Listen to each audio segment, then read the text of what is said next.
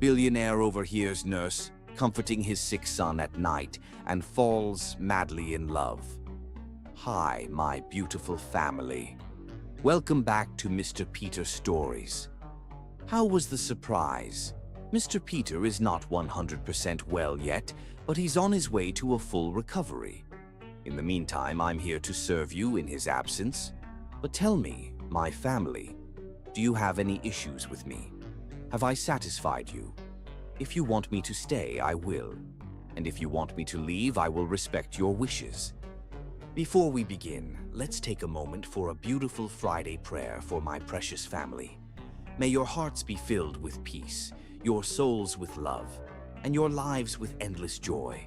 May all your worries be lifted, and may you always walk in the light of love and happiness. Now tell me, how was the last story served by Mr. Peter? Did it touch your hearts the way he always does? Let's not waste another moment. Let's start with love. Chapter 1. Silent shores. The salt-tinged breeze caught Zaria's braids as she stood at the wrought iron gates of Montclair estate. She inhaled deeply, drawing courage from the crisp ocean air that reminded her of childhood summers spent by the sea with her grandmother. Now that same grandmother had recovered from her illness, and Zaria needed to find her place in this small coastal town where time seemed to move to the rhythm of the waves. "It's just a job," she whispered to herself, adjusting the collar of her navy blazer. But the imposing stone mansion perched on the cliff's edge, with its Gothic turrets and endless windows staring like vacant eyes toward the horizon, suggested otherwise. This place held stories and secrets. The intercom crackled as Zaria pressed the button. "Montclair residence." The voice was female, elderly, and clipped. "Zaria Kalua. I have an appointment with Mr. Montclair regarding the caregiver position." A pause, then a mechanical buzz as the gates slowly parted. Zaria squared her shoulders and began the long walk up the cobblestone driveway, her sensible heels clicking a steady rhythm that matched her heartbeat. The wide double doors swung open before she could knock, revealing a stern-faced housekeeper with silver hair pulled into a tight bun. "Mrs. Fletcher," the woman introduced herself without a smile. "Mr. Montclair is in his study. Follow me." The entrance hall soared 3 stories high, dominated by a crystal chandelier that cast rainbow prisms across marble floors. Despite the grandeur, Zaria immediately sensed something missing: laughter, warmth, life. The mansion felt like a museum dedicated to grief. "He doesn't like to be kept waiting," Mrs. Fletcher said over her shoulder as they navigated a long hallway adorned with maritime paintings and model ships enclosed in glass cases. They stopped before a heavy oak door. Mrs. Fletcher knocked twice. "Enter." The voice from within was deep, authoritative, and utterly devoid of emotion. The housekeeper opened the door and announced, "Miss Kalua, sir," before disappearing like a ghost, leaving Zaria standing in the doorway. Alaric Montclair stood with his back to her, gazing out a vast window that framed the turbulent Atlantic like a living painting.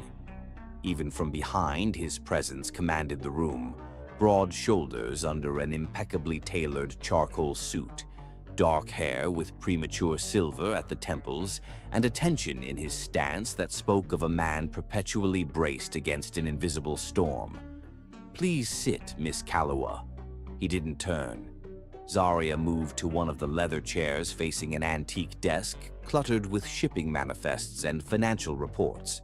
She placed her portfolio on her lap and waited, refusing to be intimidated by the silence he wielded like a weapon. When he finally turned, Zaria fought to maintain her composure. Alaric Montclair's features were sharp and striking, a strong jaw darkened by 5 o'clock shadow, a straight nose, and lips pressed into a permanent line of displeasure. But it was his eyes that captivated her, steel gray like the winter sea, and equally cold.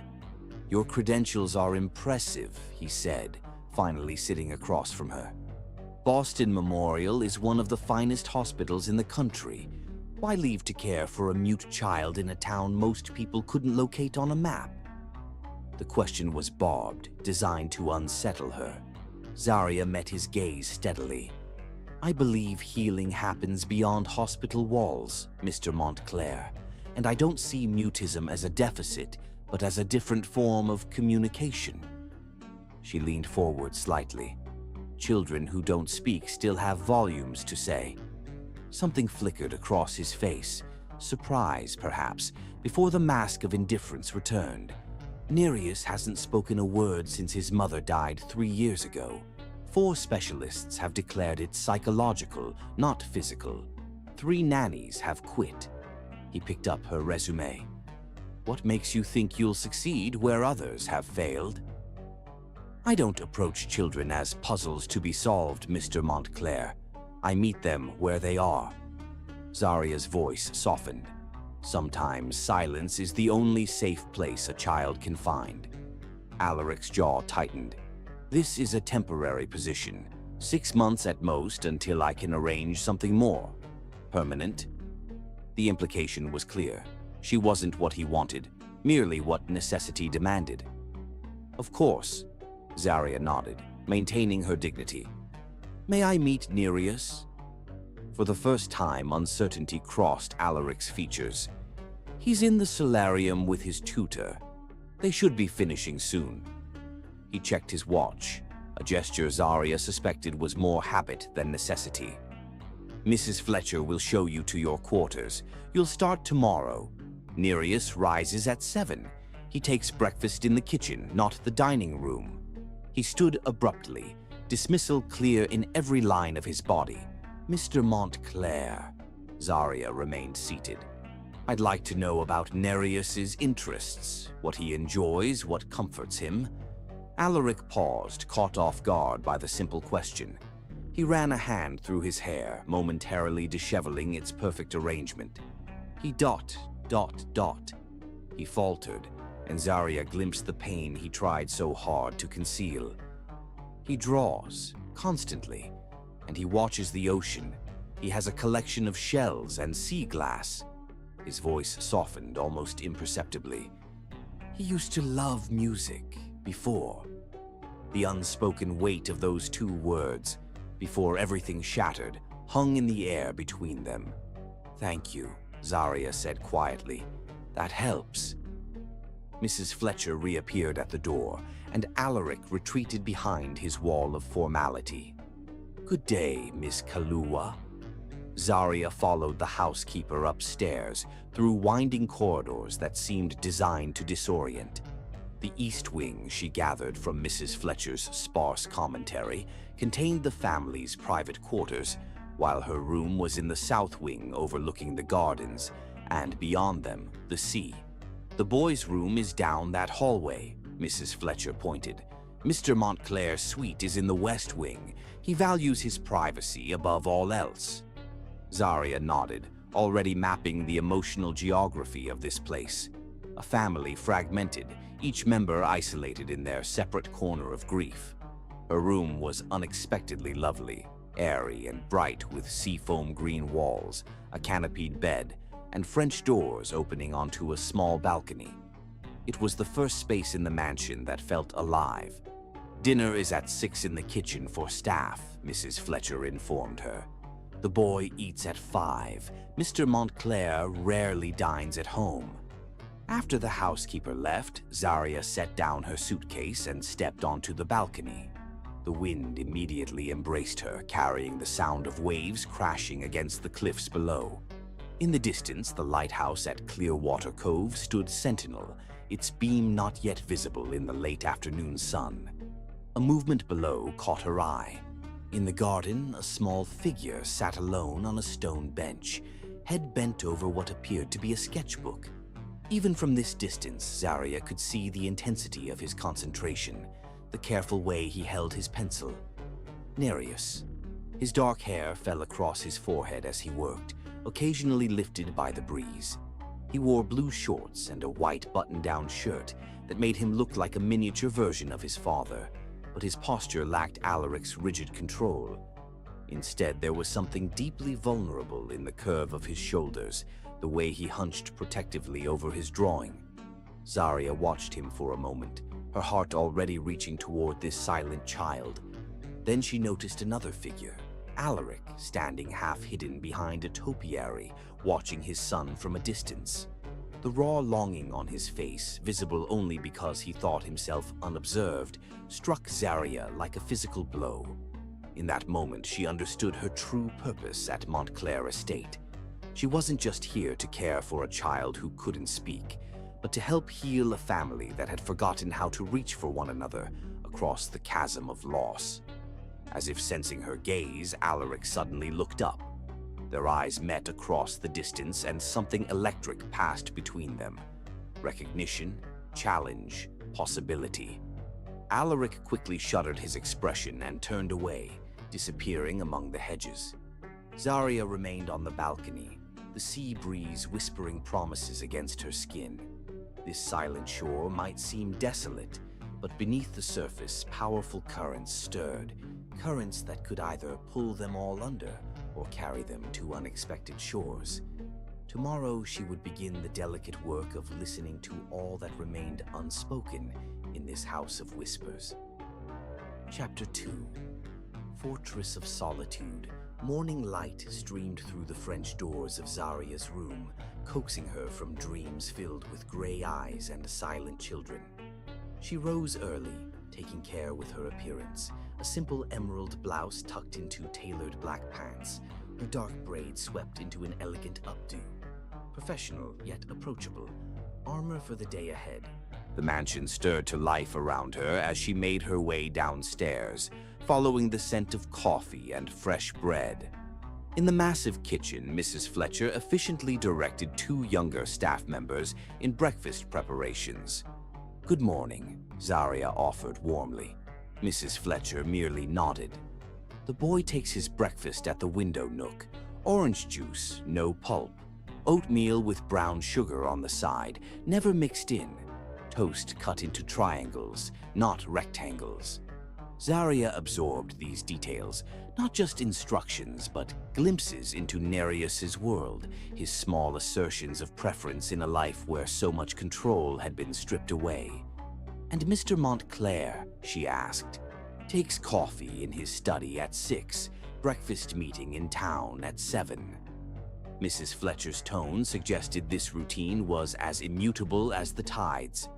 "He left instructions for you on the counter." The note was brief, the handwriting strong and slanted. "Miss Kahlua, Nereus has lessons from 9 to 12. Use afternoon for assessment. Weekly schedule in his room. AM. No pleasantries, no welcome, just commands issued from a distance." Zarya folded the note, tucking it into her pocket as the kitchen door swung open. Nereus Montclair stood frozen in the doorway, his presence so quiet it seemed to create silence rather than disturb it. In person, the resemblance to his father was striking. The same proud jaw, straight nose, and intelligent eyes. But where Alaric's were stormy gray, Nereus's were a deep, thoughtful blue. His mother's legacy, perhaps. He wore navy shorts and a crisp white shirt, his dark hair neatly combed. Only his untied shoelaces hinted at the child beneath the formal exterior. Zarya smiled, not too broadly, and knelt to his eye level. "Good morning, Nereus. I'm Zarya." She extended her hand slowly. "I'll be staying here to help take care of you." The boy's gaze was direct and assessing, far older than his 8 years. He didn't take her hand, but he didn't retreat either. Progress of a sort. "Would you like to show me where you like to sit for breakfast?" she asked, standing and gesturing toward the kitchen's sunny alcove.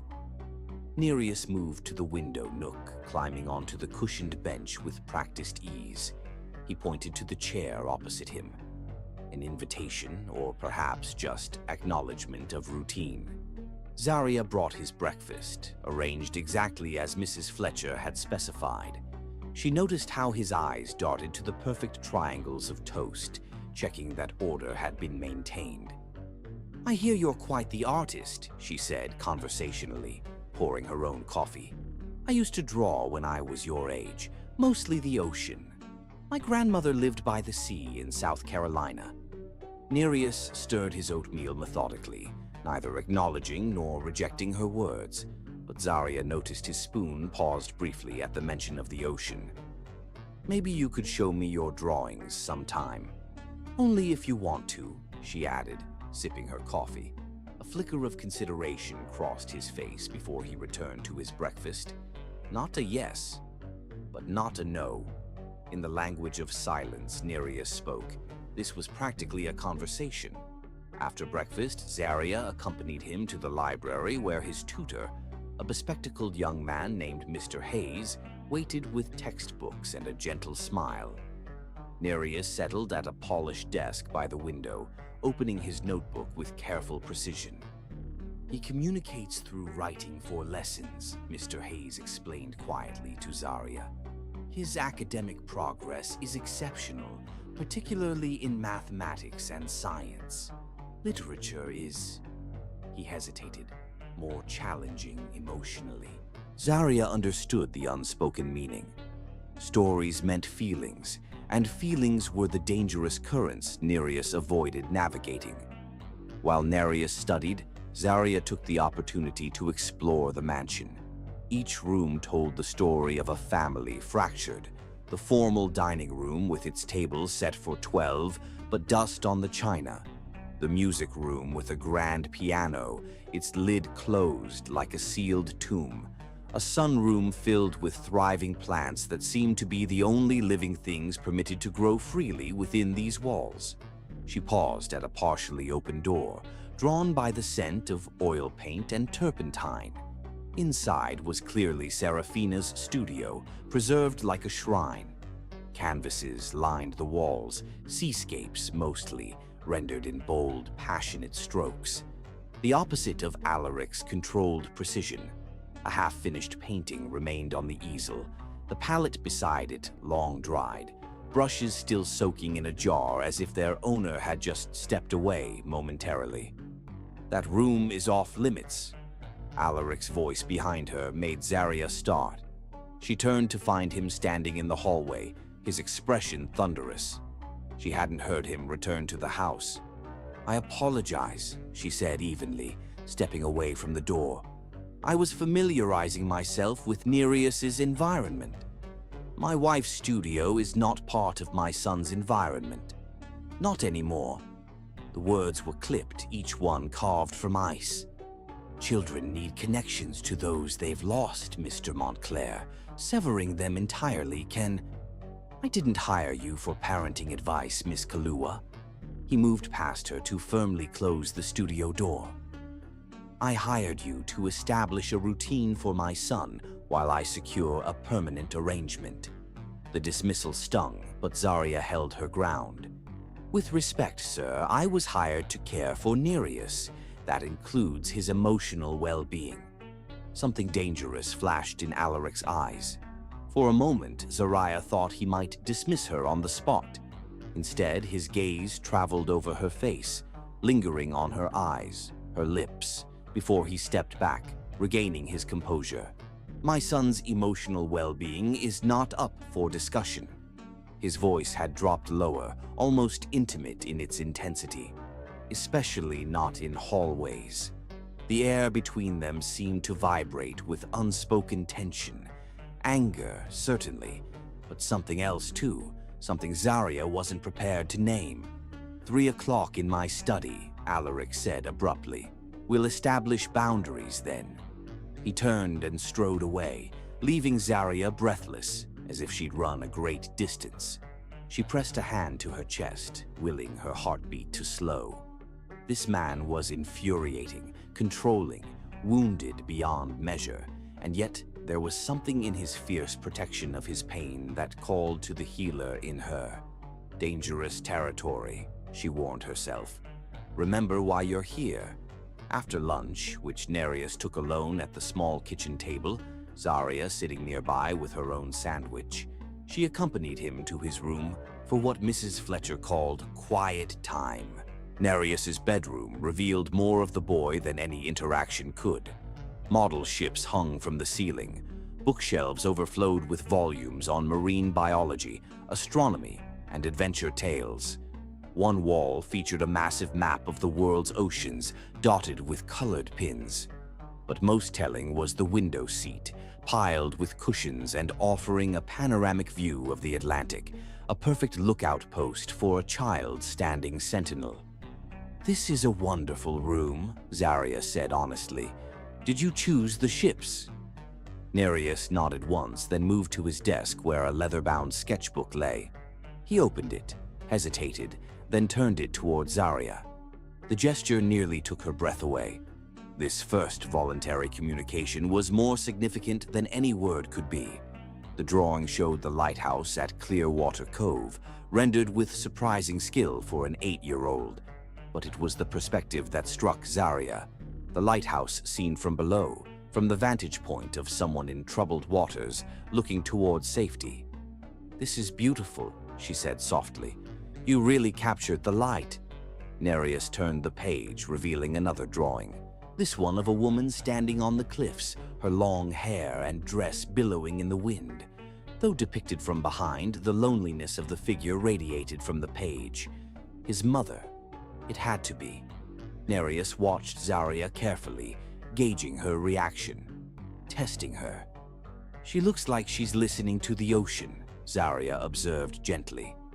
Was that something she liked to do? The boy's eyes widened slightly, surprised by her perception. He nodded, then quickly closed the sketchbook, the moment of sharing over. When she left him to rest, Zarya found herself drawn to the cliff path, visible from her balcony. The sea air cleared her head as she walked, processing the complexities of this household. A father walled off in his grief, a son lost in silence, and the ghost of a woman whose presence still filled every corner. At precisely 3 o'clock, she knocked on Alaric's study door. "Enter." This time, he faced her immediately, standing behind his desk like a general preparing for battle. But something had shifted since their hallway encounter. He gestured to a chair, his movements less rigid. "Mrs. Fletcher tells me Nereus showed you his drawings." No preamble, just direct assessment. He hasn't done that with previous caregivers. Children sense when adults truly see them, Zarya said simply. Not as problems to be fixed, but as people navigating loss the best way they know how. Alaric's expression tightened. "You seem to have many opinions about loss, Miss Kalua." "I've had experience with it." She met his gaze steadily. "My parents died in a car accident when I was 12. My grandmother raised me." Something flickered in his eyes, recognition, perhaps even respect. He sat down, the defensive edge in his posture softening marginally. "What do you recommend for Nereus's afternoon activities?" he asked, the question a subtle acknowledgement of her expertise. Time outdoors would benefit him. The garden, perhaps the beach below the cliffs if there's safe access. Physical activity helps process emotional energy. Children can't verbalize. Alaric nodded slowly. "There's a private cove. Steps were cut into the cliff decades ago." He hesitated. Serafina used to take him there daily. The mention of his wife's name seemed to surprise even him. He looked away quickly, shuffling papers on his desk. "And you, Mr. Montclair?" Zarya asked gently. "When was the last time you visited the cove?" His head snapped up, eyes flashing. "My schedule is not your concern." "Nereus's healing is my concern," she replied. "And children heal best when the adults around them model healthy grieving." For a moment, raw pain transformed Alaric's face, stripping away the controlled facade.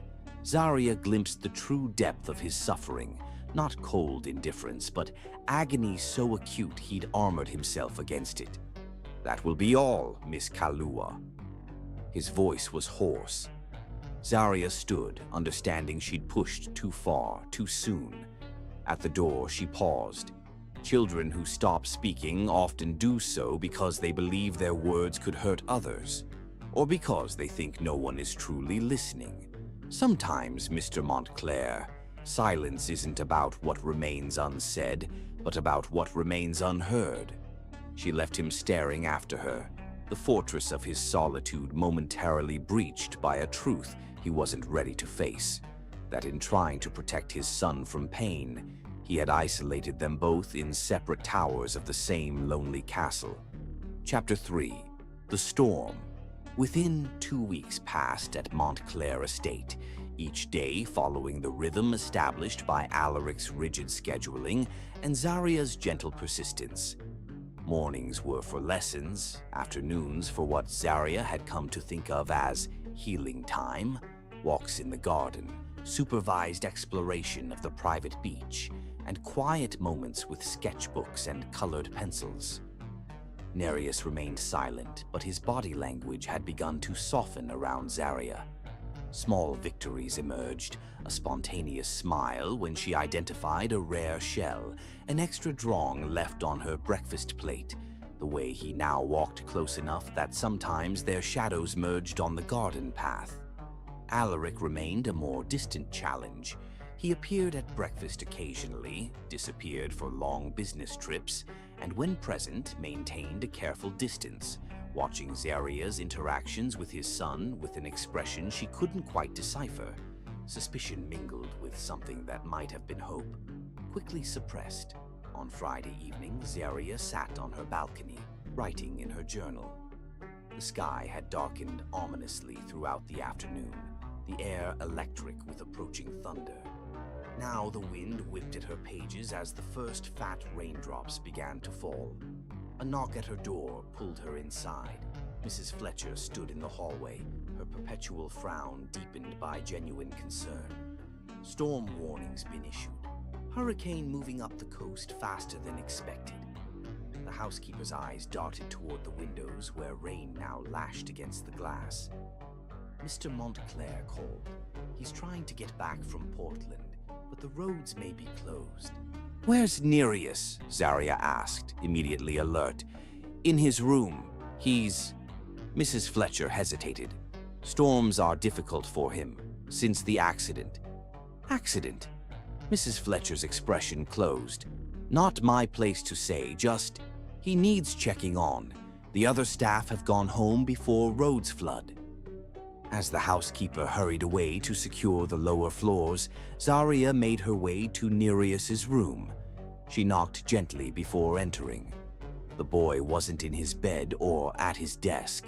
For a moment, panic fluttered in her chest until a flash of lightning illuminated a small figure huddled in the window seat, knees drawn to his chest, hands pressed over his ears. "Nereus," she said softly, approaching slowly. "It's just a storm. You're safe inside." Another thunderclap rattled the windows, and Nereus squeezed his eyes shut, his breathing rapid and shallow. Zaria recognized the signs of a panic attack beginning. She sat beside him, not touching but close enough that he could feel her presence. "I'm going to count, and I'd like you to try to breathe with me. Can you do that? 1, 2, 3. Gradually, his breathing slowed to match her counting. Outside, the storm intensified, wind howling around the corners of the mansion like a living thing seeking entry. "Would you like to build a fort?" Zaria asked suddenly. "When I was scared during storms, my grandmother and I would make a blanket fort and tell stories inside." Nereus looked at her with uncertainty, but when another crash of thunder came, he nodded quickly. Together, they transformed his bedroom, dragging the comforter from his bed, securing it to the bookcase and desk chair, creating a cave of safety lined with pillows. Zaria found flashlights in his closet, and soon they sat inside their creation, the soft glow illuminating their faces from below. "This is much better, isn't it?" Zaria smiled. "Storms can't get us in here." Nereus nodded, his face relaxing slightly. Then his eyes widened in alarm as the lights flickered once, twice, and plunged the mansion into darkness. Only their flashlights remained, small islands of light in the sudden sea of black. "It's okay," Zarya reassured him, her voice calm despite the darkness. "The power will come back soon, and we have our flashlights." She could see panic rising again in his eyes, his small body tensing with each gust of wind that made the windows groan. Without thinking, Zarya began to sing, a lullaby her mother had sung to her, passed down through generations. Her voice was rich and warm, filling their small fortress with gentle sound that somehow stood against the storm's fury. "Hush now, little one, close your weary eyes. Stars keep watch above you as the moon begins to rise. Waves may crash on distant shores, winds may bend the trees, but you are safe within my heart, as peaceful as the seas." As she sang, Nereus's shoulders gradually lowered, his breathing steadied. He looked at her with wonder, as if she had performed some kind of magic. His fingers began to twitch slightly against his knee, unconsciously moving as if pressing invisible piano keys. "My mother sang this to me when I was afraid," Zarya explained softly. "And her mother sang it to her. Songs are like that. They carry love across time, even when the people we love aren't with us anymore." Nereus's eyes filled with tears that didn't fall. He reached for his sketchbook, always kept within arm's reach, and quickly drew something. When he turned it toward her, Zarya's heart constricted. A simple sketch showed a woman sitting on the edge of a bed, musical notes floating around her head as she looked down at a small boy. "Your mother sang to you," Zarya whispered. Nereus nodded, one tear finally escaping to track down his cheek. "She still loves you, you know." Zarya kept her voice gentle. "Love doesn't stop, even when people have to leave us." The boy's face crumpled, and for the first time he moved toward her, not quite touching but seeking proximity in a way he hadn't before. Zarya carefully extended her arm, offering comfort without demanding it. After a moment's hesitation, Nereus leaned against her side. The contact was feather-light at first, then more trusting as Zarya remained still, honoring the magnitude of this gesture. "Would you like to hear another song?" she asked. He nodded against her arm, and Zarya began to sing again, this time a playful tune about sea creatures dancing beneath the waves. By the third verse, she felt some of the tension leave his small frame. Neither of them noticed the study door had opened slightly, or that Alaric Montclair stood frozen in the hallway, rainwater still dripping from his coat, his face illuminated by a flash of lightning. He had driven through the storm, fighting flooded roads and downed trees, consumed by fear for his son's safety during the unexpected hurricane. Now he stood transfixed, watching as this woman he barely knew sang his terrified child back from the edge of panic. The lullaby pierced him like a physical pain. Serafina had sung that very song, though with different words. The melody unlocked something in his chest, a door he'd kept firmly sealed for 3 years. Inside the fort, Zarya felt Nereus grow heavier against her side as exhaustion began to claim him.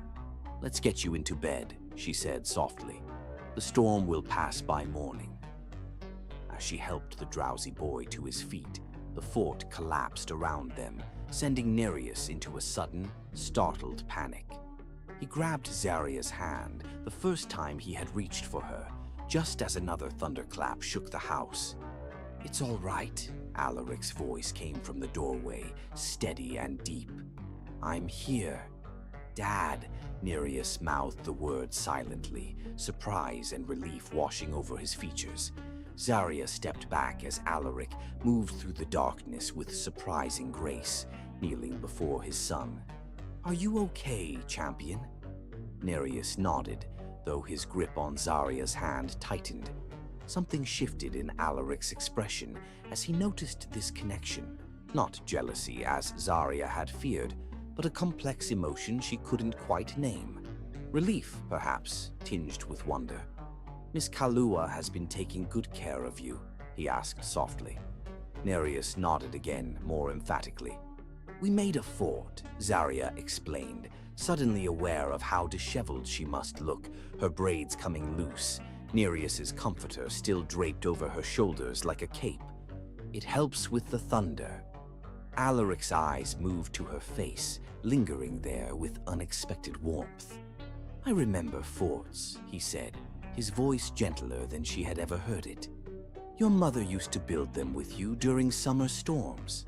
Nereus's eyes widened at the mention of his mother, darting between his father's face and Zaria's, as if trying to understand this unprecedented moment. "Let's get you into bed," Alaric said, standing and lifting his son with practiced ease despite his formal clothes. Zaria began gathering the fallen blankets, intending to rebuild the bed, but Alaric shook his head. "Leave it for now." His voice was low, meant only for her. Would you mind staying until he falls asleep?" The vulnerability in the request stunned her. Of course. When Nereus was tucked beneath fresh blankets from the linen closet, Zaria sat on one side of his bed, Alaric on the other. The boy's eyes were heavy, but fear still tensed his body with each crash of thunder. "Perhaps another song," Alaric suggested, his eyes meeting Zaria's across the bed. She nodded, surprised, and began singing the lullaby again. After the first verse, Alaric's voice joined hers, hesitant at first, then with growing confidence. His baritone blended with her alto, creating harmonies that filled the darkened room with unexpected beauty. Nereus's eyes widened briefly at the sound of his father's voice, singing for the first time in years, then slowly closed as sleep finally claimed him. The song ended, but neither adult moved, watching the rise and fall of the boy's chest as he slipped deeper into dreams. "I didn't know you could sing," Zaria whispered. "I didn't know I still could," Alaric admitted, his voice rough with emotion. He stood abruptly. "Thank you for caring for him. I should never have been away with this storm coming." "You couldn't have known," Zaria said, following him into the hallway, pulling the door nearly closed behind them. The hurricane changed course suddenly. In the corridor, lit only by the beam of her flashlight and occasional flashes of lightning through the windows, Alaric looked different, less the cold businessman, more the frightened father who had driven through a hurricane to reach his son. "He held your hand," Alaric said, wonder threading through his voice. "He hasn't reached for anyone since his mother died," Zaria finished gently. "Mr. Montclair, what happened during the storm that frightens him so much?" Alaric turned away, his profile sharp against the window where rain still pounded relentlessly. For a moment, Zaria thought he would retreat behind his walls again. "Serafina died during a storm like this," he said finally, the words emerging as if they caused him physical pain. "Not in the storm itself. She was already ill, but she slipped away while thunder shook the house. Nereus was holding her hand when she took her last breath." The magnitude of this revelation stole Zaria's breath. No wonder the boy had stopped speaking, if those were the last moments he'd shared with his mother. "I'm so sorry," she whispered, instinctively reaching to touch Alaric's arm. He stiffened at the contact but didn't pull away. For several heartbeats, they stood in silence, connected by this simple touch as the storm raged beyond the windows. Finally, Alaric stepped back, composure returning like armor being locked into place. "It's late. You should rest." "And you?" Zaria asked, suddenly concerned by the exhaustion evident in the lines of his face. A ghost of a smile touched his lips. "I have calls to make, storm damage to assess. The calls can wait until morning," she said firmly. "You drove through a hurricane tonight. You need sleep as much as Nereus does." Alaric's eyes widened slightly at her directness. "You're very forthright, Miss Kalua." "Zaria," she corrected gently. "If we're going to sing lullabies together, I think you might use my first name, at least when we're not being formal." Something shifted in his expression, a softening around the eyes, a slight relaxation of his jaw. Zarya, he repeated, as if testing how it felt on his tongue. Thank you for being here for him tonight. That's why you hired me, she reminded him with a small smile. Alaric shook his head slightly. I hired a caregiver. I didn't expect. He trailed off, gesturing vaguely toward Nereus's room, where their songs still seemed to echo. Good night, Mr. Montclair, Zarya said, sensing his discomfort with the moment's intimacy. Alaric, he corrected, surprising her, when we're not being formal. Their eyes met in the darkness, and Zarya felt something dangerous and wonderful unfurl in her chest, a recognition that something had fundamentally changed between them, as surely as the storm had altered the landscape outside. Good night, Alaric, she said softly, turning toward her own room before he could see the flush rising to her cheeks. Behind her, his voice was almost too quiet to hear. Good night, Zarya. As she slipped into her room, Zarya pressed a hand to her racing heart. The storm outside was beginning to abate, but she sensed that another kind of storm, one far more complex and thrilling, was just beginning to gather force within the walls of Montclair Estate. Chapter 4.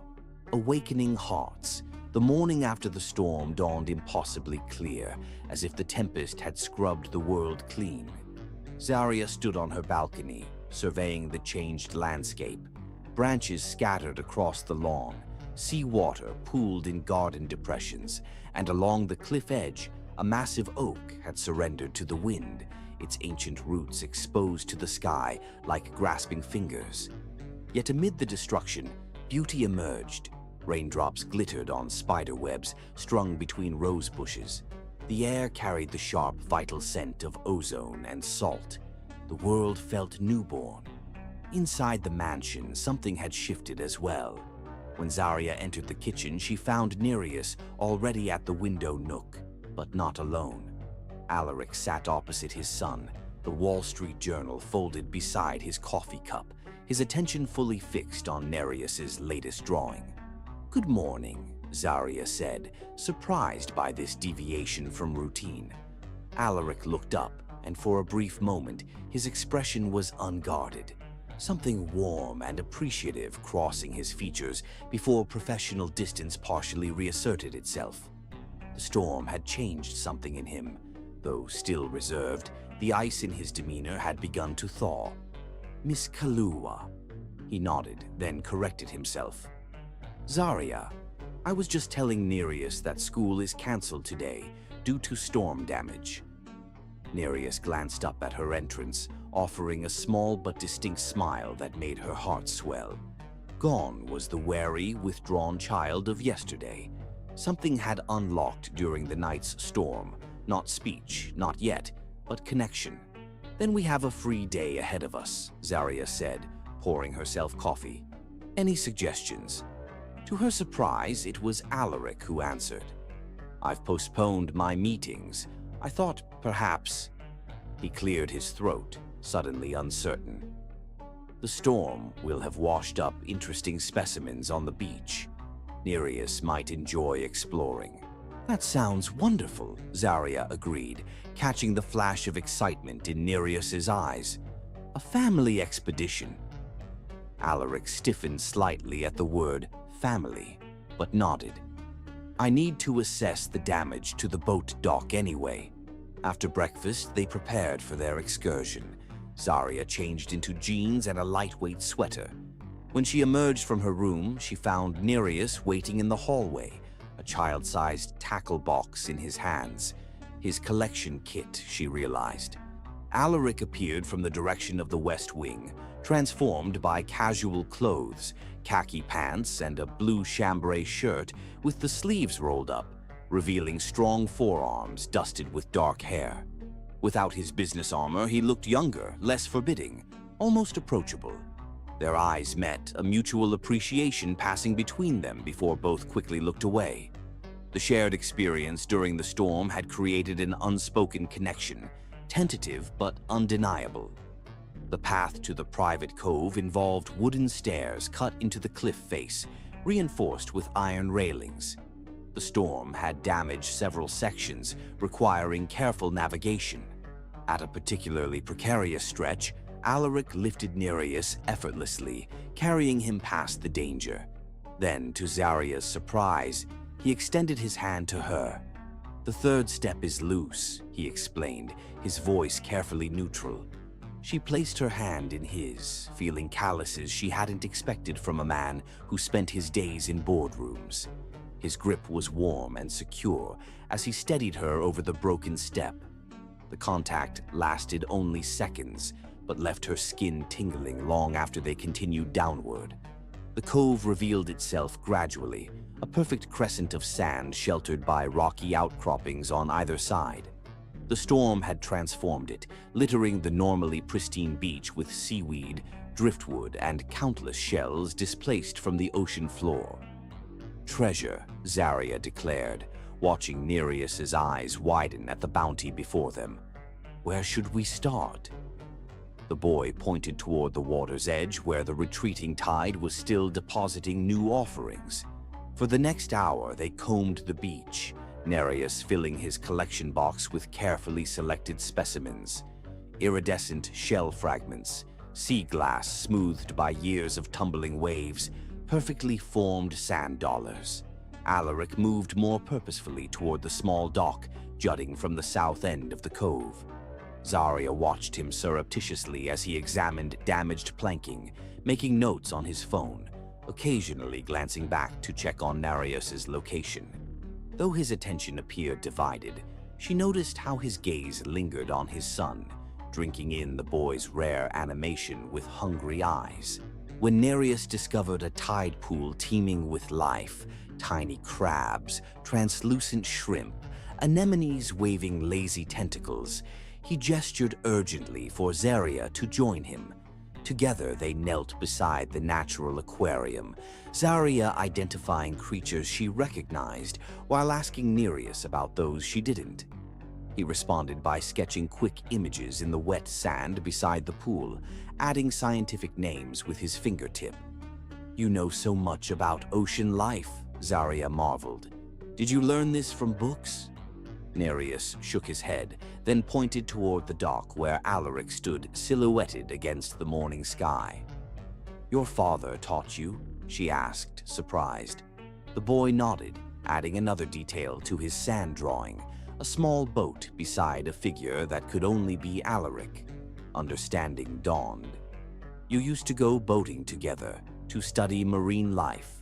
Another nod, this one accompanied by a shadow crossing his expressive features.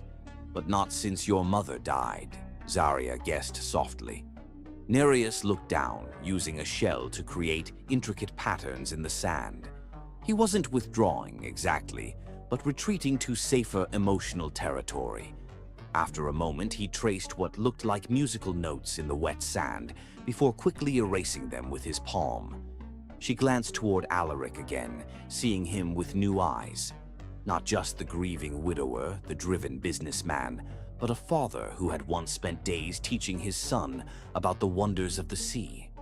A man who had lost not only his wife, but parts of himself. Later, as the sun climbed higher, they gathered on a large piece of driftwood. Zaria unpacked the simple lunch Mrs. Fletcher had prepared, sandwiches, fruit, and lemonade in a thermal container. The domesticity of the moment struck her, how easily they had fallen into this approximation of family. "The dock needs significant repair," Alaric said, breaking a comfortable silence. "The pylons are still sound, but several planks were torn away." "Was that your boat that was damaged in the marina?" Zaria asked, remembering the news report she'd glimpsed that morning. He nodded. "Just cosmetic damage, fortunately. Nothing that can't be fixed." His words hung in the salt-laden air, carrying weight beyond their surface meaning. Nereus looked up sharply, studying his father's face with sudden intensity. "Do you miss sailing?" Zaria asked carefully. Alaric's jaw tightened, his eyes fixed on the horizon. "I miss many things." The raw honesty in his voice created a shift in the atmosphere between them.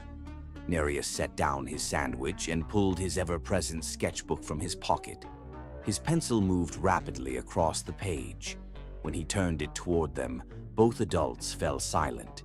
The drawing showed 3 figures on a boat. A man at the wheel, a boy pointing excitedly toward something in the water, and a woman standing between them, one hand on the boy's shoulder, the other reaching toward the man. The meaning was unmistakable. Alaric's expression froze, pain flashing across his features before he carefully controlled them. "That's very good, Nereus. The perspective is excellent." The boy's eyes searched his father's face, hope and disappointment warring in his gaze. "We should collect your specimens before the tide rises further," Alaric said, standing abruptly. He moved down the beach, his shoulders rigid with tension. Zarya touched Nereus's arm gently. "That was very brave," she whispered. "Sometimes adults need time to understand big feelings." Nereus nodded solemnly, closing his sketchbook with careful precision. The easy camaraderie of the morning had evaporated.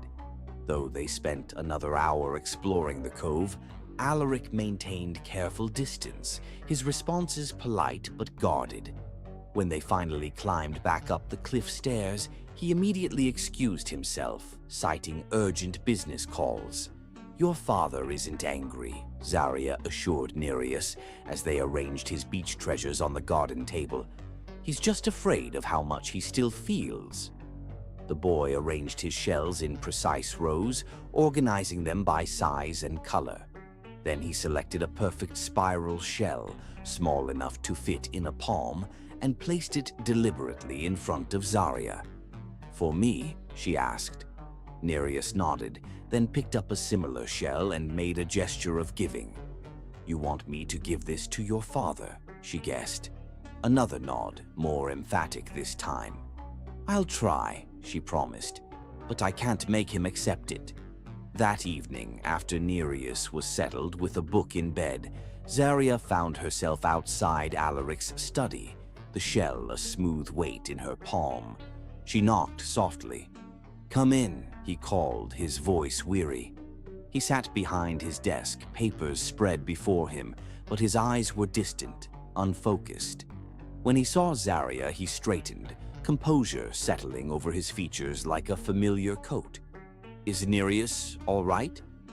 "He's fine, reading before sleep." She approached slowly. "He wanted you to have this." She placed the shell on his desk. Alaric stared at it, throat working. "Why?" "I think it's his way of holding on to today," Zarya said, "even though things became difficult." Alaric picked up the shell, turning it between his fingers. "I don't know how to give him what he wants." "What do you think he wants?" "A family, wholeness." His laugh was hollow. "The very things I can't provide." "You are his family, Alaric. You're still here." "Am I?" His gaze met hers, raw with self-recrimination. "I've been hiding in meetings and endless work while my son drowns in silence." "But today you went to the beach," Zarya reminded him. "You looked at tide pools and ate sandwiches and saw your son smile. That matters." Alaric stood, moving to the window. "One good day doesn't erase 3 years of failure." "No," she agreed, "but it can be the first of many better days." He turned to face her, moonlight illuminating half his face while leaving the other in shadow, a visual representation of the man himself, caught between past and future, darkness and light. "The drawing," he said abruptly. "You were in it." "Yes." There was no point denying it. "Nereus has known you for a week. Children recognize when adults truly care," she said carefully. "Not just about them, but about those they love. And you care about my son." It wasn't quite a question. "I do." Zarya met his gaze steadily. "More than I expected to." Something unspoken passed between them, a current of awareness neither was ready to name. Alaric moved closer, close enough that she could see the fine lines at the corners of his eyes, smell the faint cedar of his cologne. "I should thank you," he he said, voice dropping lower. For bringing music back into this house, for making my son feel safe, for seeing what I couldn't. I just did what felt right, Zarya replied, conscious of her quickening pulse. It's been so long since anything felt right in this house, he whispered, since anything felt right at all. The air between them hummed with possibility. Zarya knew she should step back, maintain professional distance. Instead, she remained still as Alaric slowly raised his hand toward her face, hesitating just before touching her. In his eyes, she read conflict, desire warring with guilt, longing battling propriety. I should go, she said softly, giving him the escape they both needed. Good night, Alaric. Relief and disappointment mingled in his expression as he lowered his hand. His ocean blue eyes, not quite the stormy gray they appeared in shadow, held a question he wasn't ready to ask. Good night, Zarya. At the door, she turned back. He stood in the moonlight, the shell cradled in his palm like something precious and fragile. Today was just the beginning, she said. Nereus is waking up, finding his courage again. The question is whether his father is brave enough to do the same. She slipped away before he could respond, her words hanging in the air behind her. A challenge, an invitation, a recognition of the awakening hearts within Montclair estate, still trembling on the precipice between slumber and full consciousness. Chapter 5. Legacy of Loss. 2 weeks passed in a dance of progress and retreat. Nereus blossomed under Zarya's care, sketching more freely, his gestures more animated, occasionally responding with written notes rather than just nods. Alaric, however, remained guarded. Though he joined them for breakfast more regularly, he maintained careful distance from Zarya, as if their moonlit moment had erected new barriers rather than dissolved old ones. On a brilliant Saturday morning, Zarya was helping Nereus arrange his shell collection when Mrs. Fletcher appeared at the sunroom door. Mr. Montclair requests your presence in the East Garden, the housekeeper announced. He said to bring the boy as well. They found Alaric standing beside a picnic blanket, a wicker basket at his feet. He wore casual clothes, dark jeans and a gray sweater with the sleeves rolled up, and his hair was windblown. I thought we might have lunch outside, he said. Mrs. Fletcher mentioned Nereus has been asking about the gardens. The boy's eyes widened with delight. He rushed forward, stopping just short of his father. What do you think, champion? Alaric asked. Will you give me a tour of what you've discovered here? Nereus nodded eagerly, reaching for his father's hand, a gesture so momentous that Zarya held her breath, watching Alaric's reaction. For a heartbeat, Alaric froze. Then his larger hand carefully enfolded his son's, and something in his face softened, years falling away. Lead the way, he said softly. Zarya followed at a distance as Nereus guided his father around the gardens, showing him the robin's nest hidden in the wisteria, the colony of ladybugs beneath the rose bushes, the ancient sundial where snails left silver trails. Alaric listened attentively, asking questions that Nereus answered through gestures and quick sketches. When they settled on the blanket, Alaric unpacked the basket. Sandwiches, fresh fruit, lemonade, and cookies that made Nereus's eyes light up. I had the kitchen make your mother's recipe, Alaric explained. Snickerdoodles with extra cinnamon. Nereus stared at the cookies, then at his father, disbelief and joy warring on his face. It's been a while since we had these, Alaric continued, vulnerability entering his voice. Too long. I thought perhaps it's time to remember some of the good things. The boy reached for a cookie with trembling fingers. When he looked at his father again, there were tears glistening on his lashes. Watching this communion, Zarya felt like an intruder. She began to rise, but Alaric's voice stopped her. Please stay, this involves you too. I owe you both an explanation, Alaric said, his eyes fixed on the horizon. About Serafina, about what happened. Nereus went very still. his cookie forgotten. Your mother loved the sea more than anyone I've ever known, Alaric told his son. She said it spoke to her, told her secrets about the world. She was diagnosed 6 months before. Alaric swallowed hard. The doctors said there was nothing they could do. A rare cancer, aggressive, untreatable. Serafina didn't want you to know she was dying. She wanted your life to remain normal for as long as possible. That was why we kept sailing, kept exploring tide pools, kept making cookies on Sundays. He paused. The night of the storm, when she left us, she made me promise to keep living, to show you the beauty in the world, to help you remember her with joy, not sorrow. His voice broke. And I failed. I buried myself in work and grief. I kept you safe, but I didn't help you live. I'm so sorry, Nereus. The boy's eyes filled with tears. He took his father's hand, holding it with both of his own.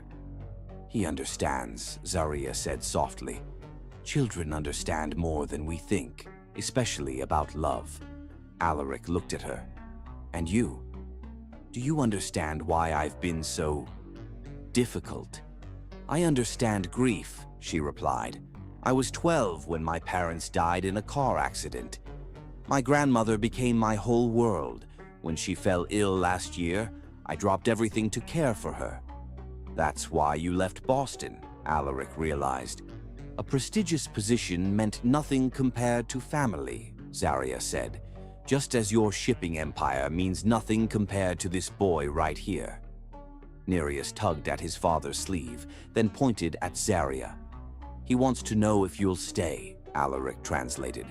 Now that your grandmother is well. My commitment was for 6 months, she reminded them, to give you time to find a permanent arrangement. And if we decided the current arrangement is satisfactory, Alaric's voice was neutral, but his eyes held a question that made her heart race. A shadow fell across the blanket. Mrs. Fletcher stood stiffly at the garden's edge. Mr. Montclair, there's a call for you. Ms. Drayton says it's urgent. Alaric's expression closed immediately. Excuse me, he said, rising quickly. Business matter. As he strode away, Zaria turned to Mrs. Fletcher. Who is Ms. Drayton? Olympia Drayton Montclair, the housekeeper replied. Mr. Montclair's mother. She calls every Saturday at precisely 1 o'clock. She's arriving next week for her monthly visit, she added. She stays for 3 days, always in the blue suite. Mrs. Fletcher paused. Miss Kalua, Mrs. Drayton Montclair has very specific ideas about suitable caregivers for her grandson. She was instrumental in the departure of the previous 3. With that cryptic statement, the housekeeper departed, leaving Zaria and Nereus alone in the suddenly cooler afternoon. Nereus sketched a sharp-featured woman with a severe bun, her mouth a tight line of disapproval. Around the figure, he added jagged lines suggesting a storm cloud. I take it you and your grandmother don't get along, Zaria said diplomatically. Nereus flipped to a new page and drew a sequence, the woman pointing at him, then at her mouth, her expression angry. She doesn't accept your silence, Zaria understood. He nodded, then added another figure, Alaric, standing between the woman and the boy, his stance protective but his head bowed.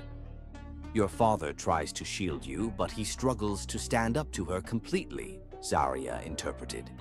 Well then, she said with new determination, it seems we have a week to prepare for Hurricane Olympia. This drew a silent giggle from Nereus, easing the worry in his eyes. That evening, after Nereus was asleep, Zaria found herself drawn to the music room. The grand piano dominated the space, its polished surface reflecting moonlight. She would have wanted music to continue in this house, Alaric's voice came from the doorway. I didn't mean to intrude, Zaria said. You're not. He entered, closing the door partway. I had the piano tuned last week. It seemed time. Do you play? He asked. Not well, she admitted. But it comforts me. My grandmother insisted on lessons after my parents died. She said grief needs expression, and music speaks when words fail. "Would you play something?" he requested. Zaria nodded and began Debussy's Clair de Lune, filling the room with fragile beauty. "Serafina loved Debussy," Alaric said when the notes faded. "She said his music was like the sea, always changing, always the same." He sat beside her on the bench. "Tell me about your parents." Their conversation flowed into the night, two souls connected by loss, yet drawn to the possibility of something new. When Alaric finally touched her cheek, his fingers trembling slightly, Zaria felt her heart open to a future she hadn't imagined possible when she first arrived at Montclair Estate. But Olympia's impending visit loomed over them like a gathering storm. Chapter 6. Tides of Change. The week before, Olympia's arrival passed with a new undercurrent of tension flowing through Montclair Estate. Alaric spent long hours on calls, his voice sometimes carrying down the hallways in clipped, frustrated tones. Nereus retreated further into his artwork, filling pages with stormy seas and dark clouds. Even Mrs. Fletcher seemed affected, her efficiency taking on a brittle edge as she directed the staff in an exhaustive cleaning of the blue suite. "Has it always been this way before her visits?" Zaria asked Mrs. Peterson, the cook, as they prepared Nereus's lunch together. The older woman glanced toward the doorway before answering. "Worse since Miss Serafina passed. Before, she and Mrs. Drayton Montclair had what you might call a Cold War. Miss Serafina stood her ground, had a backbone of steel beneath all that artist gentleness." She sighed, kneading bread dough with extra force. "Mr. Montclair hasn't been the same since losing her. Lets his mother run roughshod when she visits." Zaria absorbed this information, adding it to her mental picture of the family dynamic. Serafina had been Alaric's shield as well as his heart. Without her, he'd lost not just love, but the strength to stand against his mother's formidable will. On Wednesday afternoon, Zaria was helping Nereus with a science experiment, growing crystals in glass jars, when Alaric appeared at the sunroom door. His expression was strained but determined. "I need to speak with you both," he said, closing the door behind him. "About my mother's visit." Nereus's shoulders tensed immediately. "She arrives tomorrow," Alaric continued, sitting across from them at the work table. "I wanted to prepare you, Zaria. My mother can be difficult. Mrs. Fletcher mentioned she has strong opinions about Nereus's caregivers," Zaria replied carefully. Alaric's mouth tightened. "That's putting it mildly. She believes Nereus's selective mutism is willful defiance rather than trauma. She's been pushing for a military-style boarding school, thinking strict discipline will snap him out of it." Horror must have shown on Zaria's face because Alaric quickly added, "I would never allow that, never. But she's persistent and influential." "And what is your plan for this visit?" Zaria asked directly, sensing there was more. Alaric glanced at his son, who watched him with anxious eyes.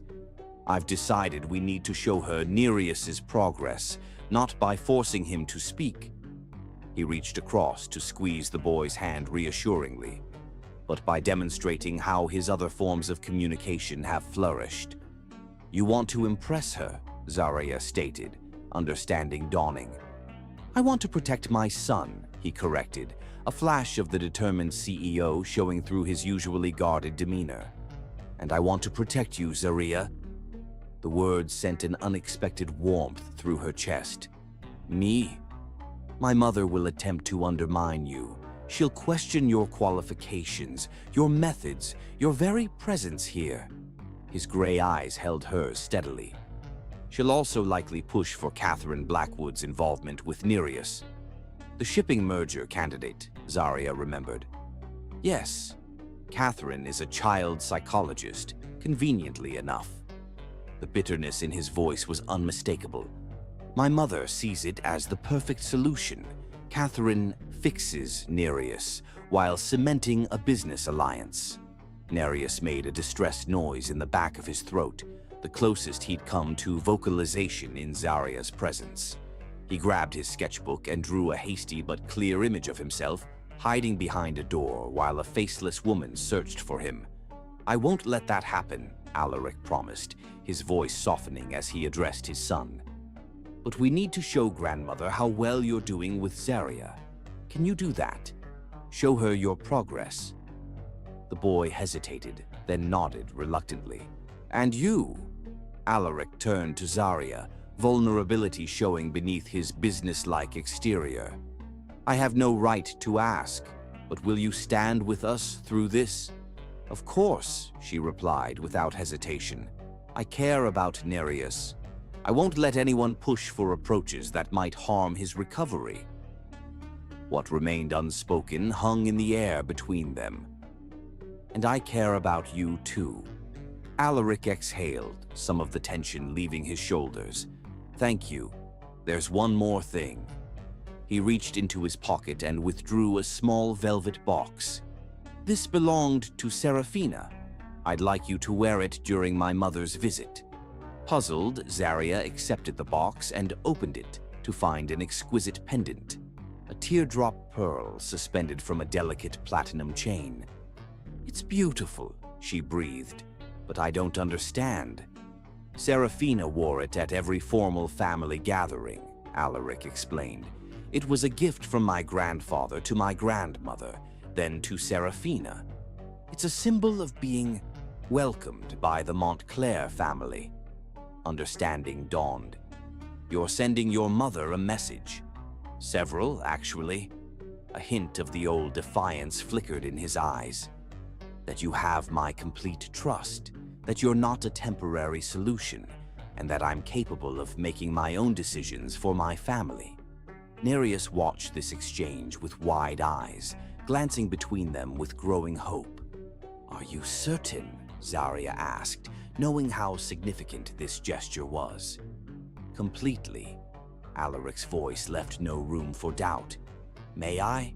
She nodded, heart racing as he took the necklace and moved behind her. His fingers brushed the nape of her neck as he fastened the clasp, sending shivers down her spine.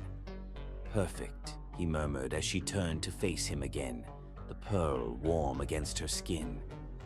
Their eyes held for a long moment, something electric passing between them.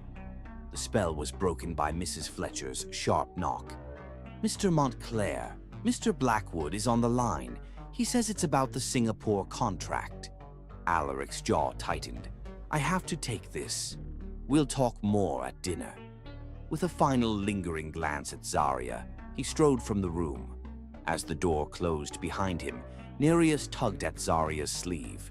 He pointed to the pendant, then to her, his expression questioning. "No, sweetie, this doesn't mean I'm replacing your mother," she said gently, understanding his concern. "No one could ever do that. But it does mean your father wants me to stay and help you both heal." The boy considered this, then carefully sketched a small boat on a calmer sea, 3 figures aboard. He pointed to each in turn, Alaric at the helm, himself in the middle, and Zaria beside them. Then he added a 4th figure, floating in the clouds above, watching over them all, Serafina. Tears pricked Zaria's eyes at the wisdom in this silent child's heart. "That's exactly right," she whispered. "She'll always be with you, even if we become something new together." Nereus nodded, satisfaction and tentative hope in his eyes. That night, as Zaria prepared for bed, thunder rumbled in the distance, a summer storm approaching from the ocean. But unlike the hurricane that had first drawn her and Alaric closer, this storm felt cleansing rather than destructive. Tomorrow would bring Olympia Drayton Montclair and her formidable disapproval. But tonight, Zaria touched the pearl at her throat and felt strangely, wonderfully prepared for battle. The tide was turning at Montclair Estate. Change was coming, as inevitable as the waves reshaping the cliffs below. Chapter 7. Beneath the Surface. Olympia Drayton Montclair arrived precisely at noon, stepping from a chauffeured black sedan with the imperious air of a queen returning to her realm. Tall and regal in a tailored navy suit, her silver-streaked dark hair pulled into an immaculate chignon, she surveyed the estate with sharp eyes that missed nothing.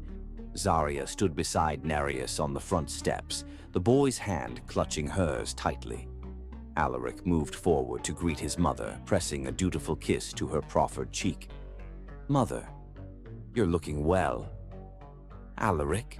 Her voice was cultured, cool. "I see the landscaping has improved since my last visit." This, apparently, was high praise, as Alaric's shoulders relaxed marginally. Then Olympia's gaze found Zarya, traveling from her face to the pearl pendant resting at the hollow of her throat. Something dangerous flickered in the older woman's eyes. "And this must be the new caregiver." She pronounced the word as one might say, temporary inconvenience. "Zarya Kahlua," Alaric said firmly. "Nurse practitioner, formerly of Boston Memorial. She's been remarkable with Nereus." "Indeed." Olympia moved forward, extending a hand adorned with a massive diamond. "Ms. Kahlua, how unexpected to find someone of your caliber in such a remote location." Zarya met the handshake with firm pressure, refusing to be intimidated. "Sometimes the most important healing happens outside hospital walls, Mrs. Drayton Montclair." "Olympia, please." The smile didn't reach her eyes. "We're practically family, aren't we? At least temporarily." The emphasis wasn't lost on anyone. Nereus pressed closer to Zarya's side. "Nereus," Olympia addressed her grandson. "No hello for your grandmother?" The boy inclined his head politely, but made no move to approach her. His fingers tapped a subtle rhythm against his leg. A nervous habit Zarya had noticed seemed connected to his suppressed musical inclinations. "Still indulging this silence, I see," Olympia remarked to Alaric, as if Nereus weren't present. "Catherine Blackwood has had tremendous success with similar cases. Perhaps if—" "Nereus has shown remarkable progress with Zarya," Alaric interrupted smoothly. "He's communicating more than ever, just not verbally yet." "Yet" being the operative word, Olympia countered. "A child of his background and potential shouldn't be limited to crude drawings and gestures." Zarya felt Nereus flinch beside her. Before she could intervene, Alaric stepped forward, placing a protective hand on his son's shoulder. "Nereus's artwork is hardly crude, Mother. In fact, his art teacher believes he has extraordinary talent. Perhaps he could show you his latest portfolio after lunch." It was a deft sidestep, acknowledging Olympia's concern while redirecting it. Zarya glimpsed the skilled negotiator beneath Alaric's reserved exterior. "Of course," Olympia conceded with a gracious nod. "I'm eager to see any progress." Lunch was a carefully choreographed affair in the formal dining room, crystal and silver gleaming, conversation flowing just above the surface of deeper currents. Olympia dominated the discussion with tales of her social circle in Boston and pointed questions about Alaric's business affairs. Dominic Blackwood mentioned the Singapore contract is still unresolved, she remarked, cutting her salmon with surgical precision. He seemed quite confident about acquiring those shipping routes himself. "Dominic always projects confidence," Alaric replied evenly. "The contract remains under negotiation." He glanced at Zarya. "The Blackwoods have been our chief business rivals for decades. There's a long history there." Catherine asked after Nereus, Olympia continued smoothly. "She's quite interested in his case." "Nereus isn't a case, Mother. He's a child recovering from trauma." "A child who needs the best professional help," she countered, her gaze sliding to Zarya. "No offense intended, Ms. Kahlua. I'm sure you're quite competent with conventional medical issues." "I've specialized in pediatric trauma recovery for 6 years," Zarya replied calmly. "There's significant research supporting nonverbal therapeutic approaches for children with selective mutism." Pressure to speak often reinforces the trauma response. Olympia's eyebrows rose fractionally. How fascinating. And where exactly did you study child psychology? My nursing doctorate focused on holistic approaches to childhood trauma recovery, Zaria answered. I worked alongside Boston Children's Hospital's psychological team for 3 years. A flicker of surprise crossed Olympia's face before she smoothly redirected. Alaric mentioned you left that position rather abruptly. To care for my grandmother during her illness, Zaria confirmed. Family comes first, particularly in times of crisis. How admirable, Olympia's tone suggested otherwise. And now that your grandmother has recovered? Now I'm exactly where I need to be. Zaria's hand instinctively rose to touch Serafina's pendant. Olympia's eyes narrowed at the gesture. That's an interesting necklace, Ms. Kalua. It looks remarkably like a family heirloom. It is, Alaric interjected, his voice quiet but firm. I gave it to Zaria yesterday. A charged silence fell over the table. Even Nereus held his breath, looking between his father and grandmother. I see. Olympia set down her fork with exaggerated care. How generous of you, Alaric, particularly with something that held such meaning for Serafina. Serafina would approve, he responded, holding his mother's gaze steadily. She valued healing above tradition. The afternoon unfolded with similar undercurrents of tension beneath polite exchanges. Nereus reluctantly showed his grandmother his artwork, receiving tepid praise that focused more on what was missing, his voice, than what was present. When Nereus finally escaped to his room for quiet time, Zaria intended to retreat as well, but Alaric caught her arm in the hallway. I'm sorry, he murmured.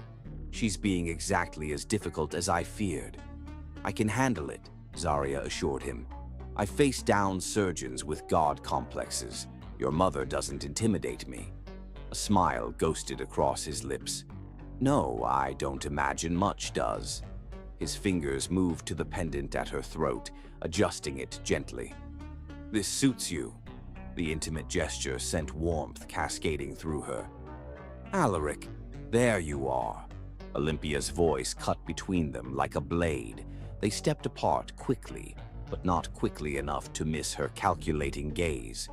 I've just had the most interesting call from Dominic Blackwood, she continued smoothly. Apparently, he's in Clearwater Cove for the weekend and suggested dinner tonight. I took the liberty of accepting on our behalf. Alaric's expression hardened. Mother, we agreed this would be family time. And so it shall be. Olympia's smile was diamond sharp. Catherine will be joining her father. She's so eager to see Nereus again. Nereus isn't comfortable with strangers, Zaria interjected. After the progress he's made, pushing him into a social situation could be detrimental. Nonsense. The boy needs to rejoin society eventually. Olympia turned to Alaric. Unless you intend to keep him isolated forever, with only Ms. Kalua for company. The challenge hung in the air between mother and son. Zaria watched Alaric's internal struggle play across his features, the executive accustomed to placating his formidable mother, warring with the father determined to protect his son. We'll attend, he finally said, but Nereus will remain here with Zaria. Olympia's lips pressed into a thin line of disapproval. I hardly think. My decision is final, mother. Alaric's voice held a new edge of authority. Now, if you'll excuse us, I promise to show Zaria the newly repaired boat dock. Nereus has been asking to visit it. Without waiting for a response, he guided Zaria down the hallway, his hand warm at the small of her back.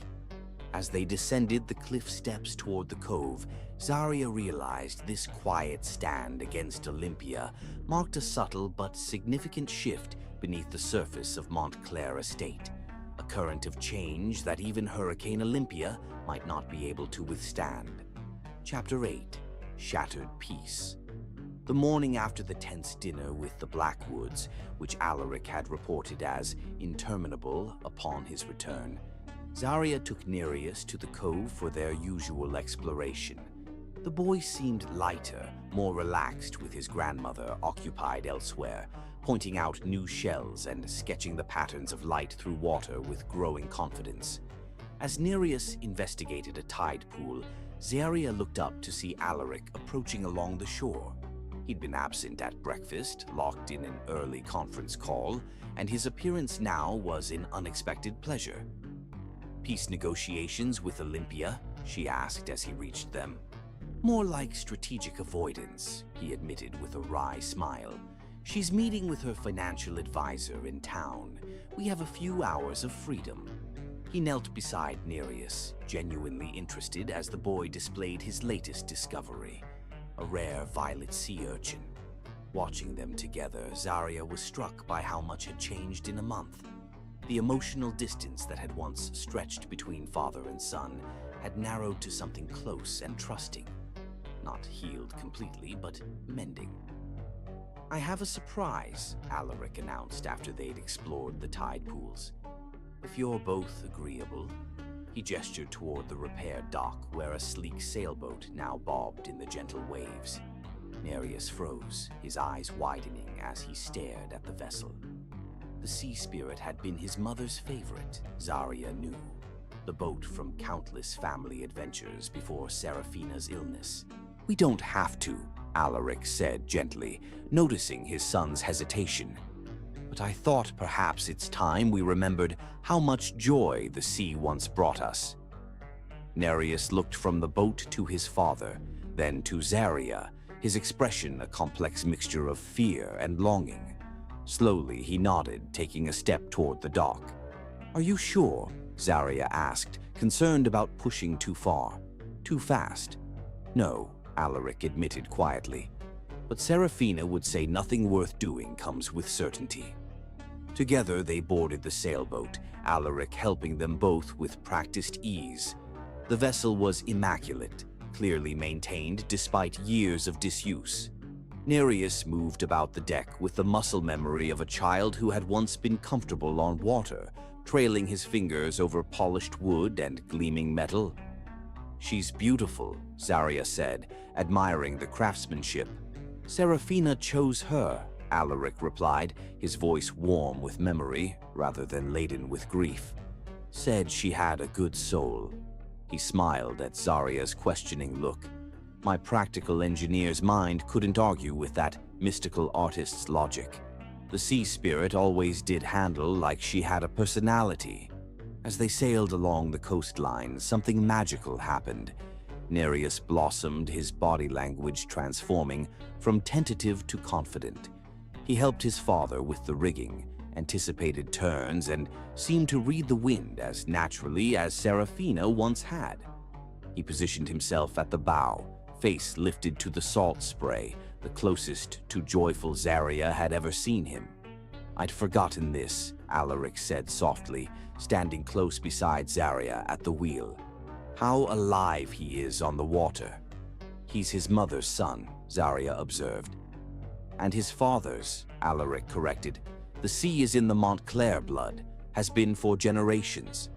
They sailed for 2 hours, Alaric pointing out landmarks along the coast, sharing stories of previous voyages that made Nereus smile nostalgically. When they finally returned to the dock, all three were flushed with sun and salt air, reluctant to end this perfect interlude. "Again tomorrow?" Alaric asked Nereus as they secured the boat. The boy nodded eagerly, then surprised both adults by throwing his arms around his father's waist in a spontaneous hug. Alaric froze momentarily before enfolding his son in a fierce embrace, his eyes closing as if to capture this moment forever. Zarya discreetly moved away, giving them privacy for this breakthrough.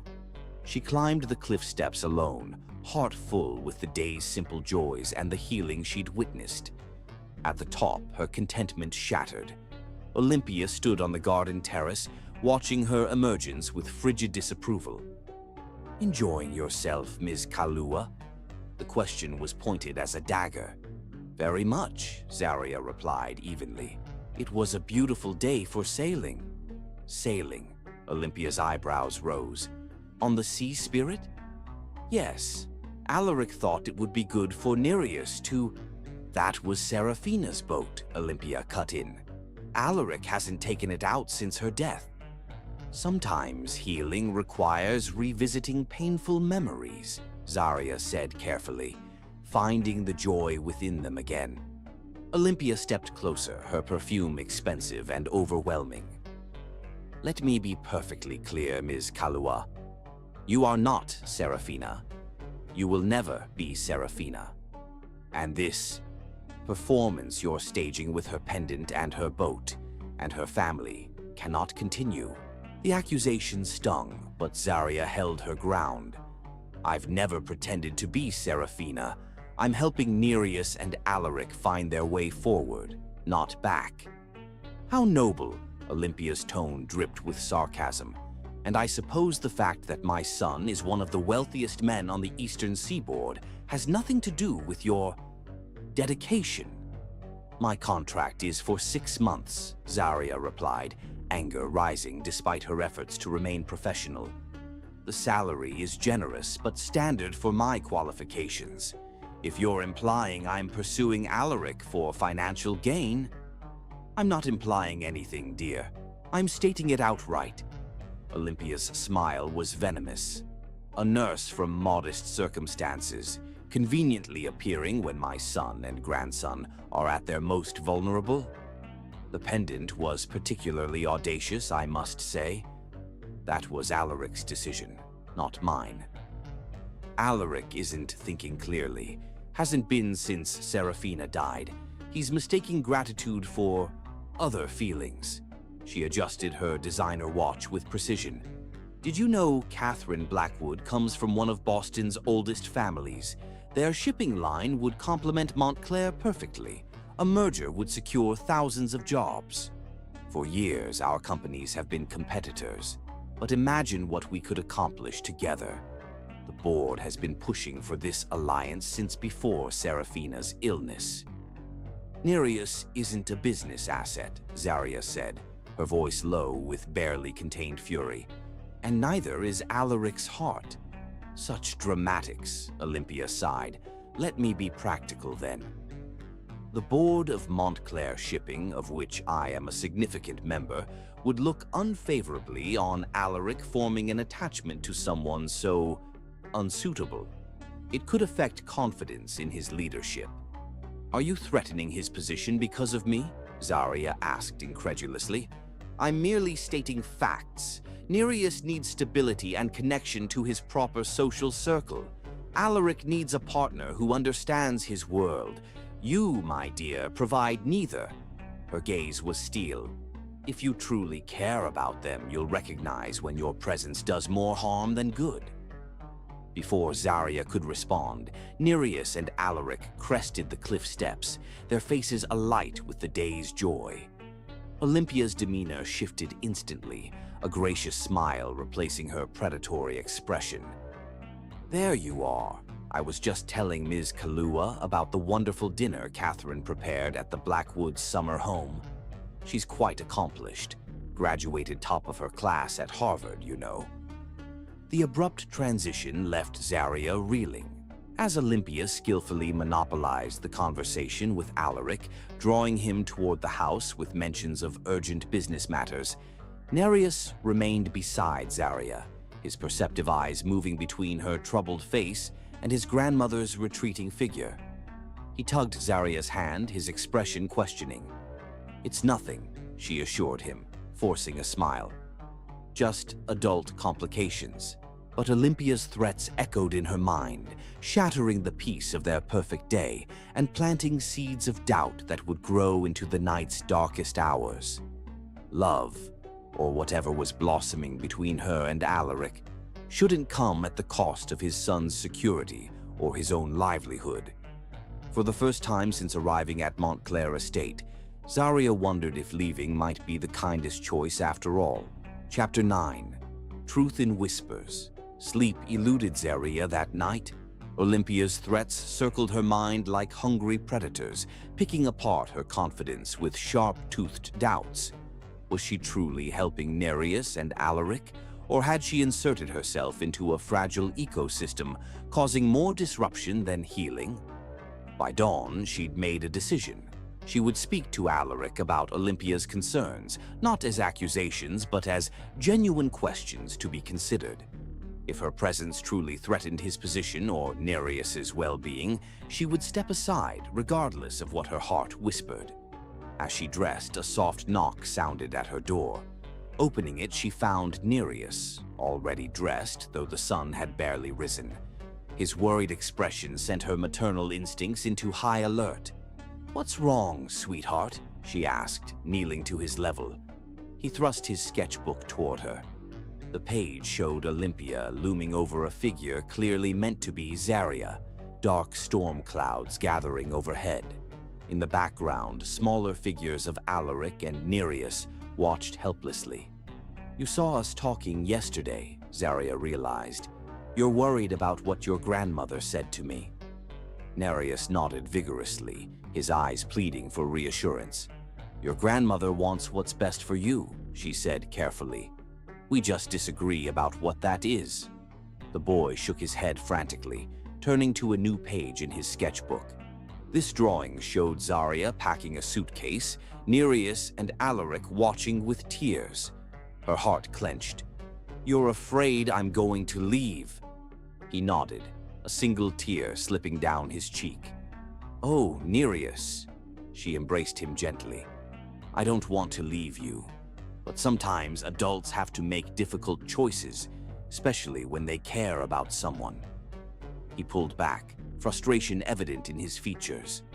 With sudden determination, he grasped her hand and pulled her toward the door. "Where are we going?" she asked as he led her through the silent house. Nereus pointed ahead, his pace quickening as they approached the music room. Inside, he guided her to the piano and patted the bench. When she sat, he positioned himself beside her, looking at her expectantly. "You want me to play?" she guessed. He shook his head, pointing at the keys, then at himself. Understanding dawned. "You want to play for me?" A decisive nod. A decisive nod. Zaria watched in astonishment as Nereus placed his small hands on the keys and began to play. The melody was simple but hauntingly beautiful, a lullaby she instantly recognized as the one she had sung during the storm, the one his mother had sung before her.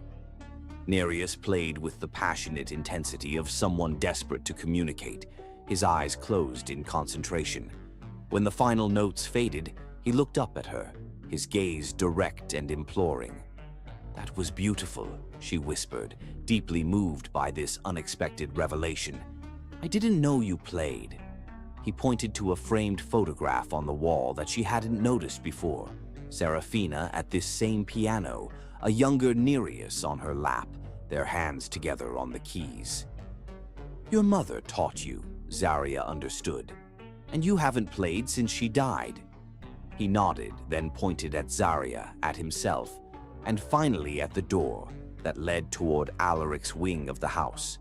"You're playing again because of us," she interpreted, "because things are changing." Another nod, more emphatic. He flipped to a blank page in his sketchbook and wrote in careful letters, "Don't go." The simple plea pierced her heart. "Nereus, it's complicated." He shook his head stubbornly and wrote again, "We need you." Footsteps in the hallway interrupted them. They looked up to find Alaric in the doorway, disheveled from sleep, wonder spreading across his features as he registered the scene before him. Were you playing?" he asked his son, voice rough with emotion. Nereus nodded shyly. "It was the lullaby," Zaria explained. "The one from the storm."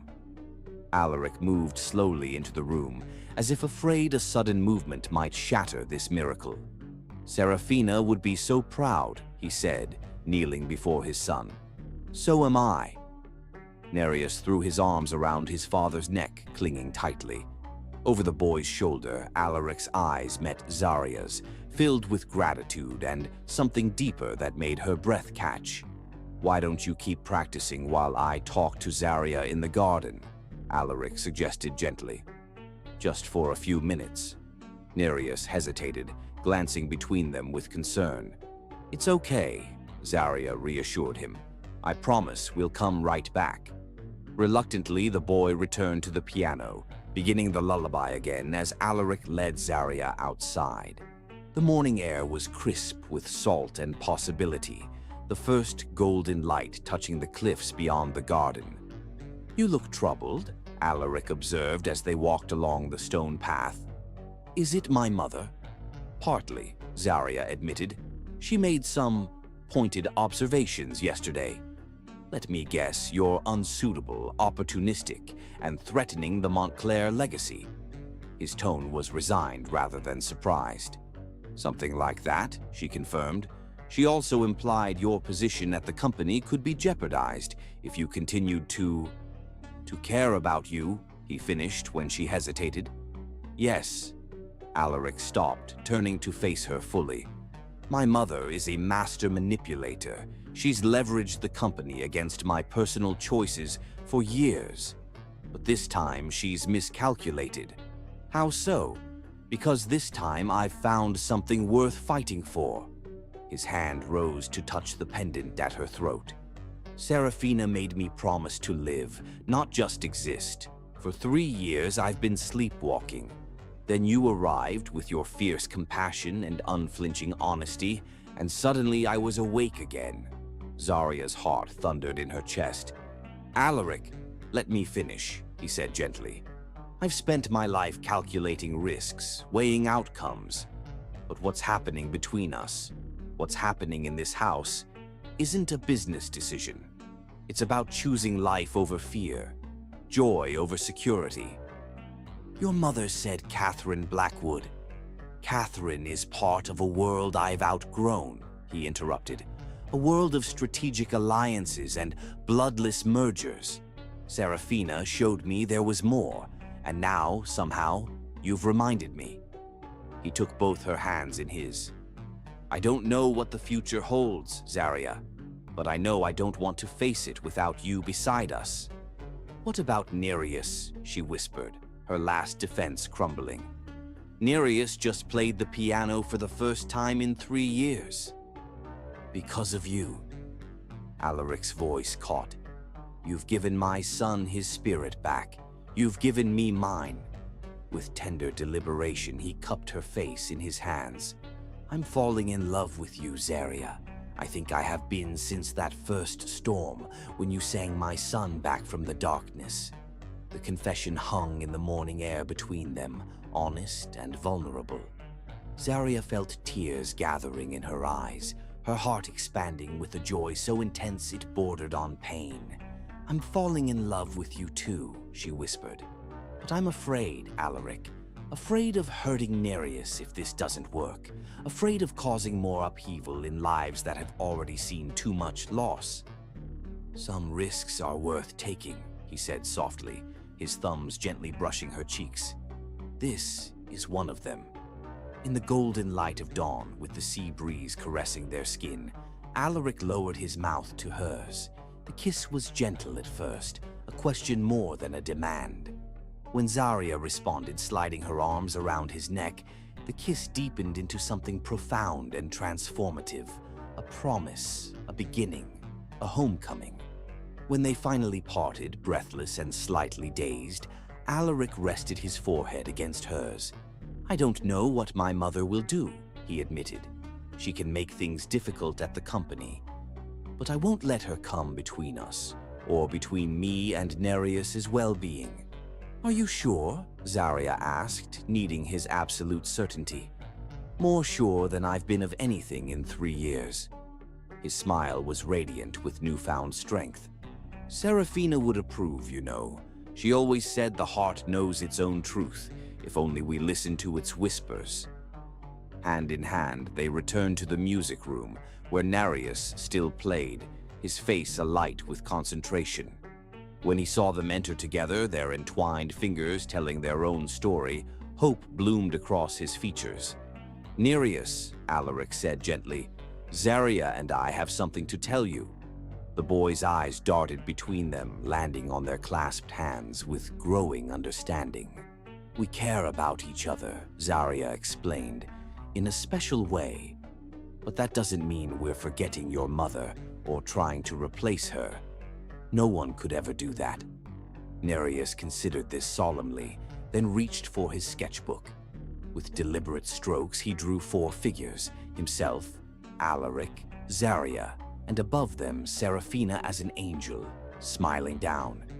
Beneath it, he wrote one word: family. As Alaric embraced his son, Zaria felt something miraculous taking shape around them. Not a replacement for what was lost, but something new and precious built upon the foundation of love and memory. A whispered truth, too powerful to deny, too beautiful to fear. Chapter 10.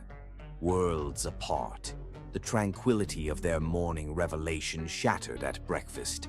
Olympia swept into the dining room with storm clouds in her eyes, Catherine Blackwood following in her wake like an elegantly tailored shadow. "I've invited Catherine to join us," Olympia announced, ignoring the startled expressions around the table. "She's been so concerned about Nereus's progress. After our conversation yesterday about her methods, I thought a professional demonstration would be helpful." Catherine, tall, blonde, and perfectly composed in a designer suit, smiled with practiced warmth.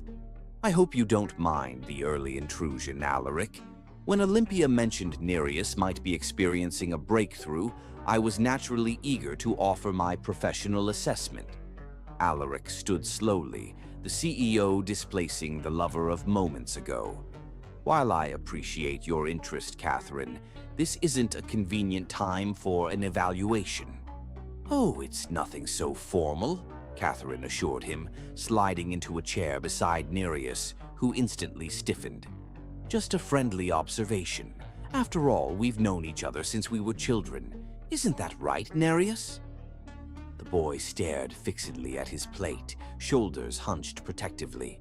"Perhaps another time," Zaria suggested, instinctively moving to shield Nereus from Catherine's intense scrutiny. Catherine's smile never wavered, though her eyes hardened slightly. "You must be the nurse Olympia mentioned. How fortunate for Alaric to find such dedicated help in this remote location." The dismissal in her tone was subtle but unmistakable. Before Zaria could respond, Olympia smoothly interjected. "Catherine just returned from a conference in Switzerland on childhood trauma.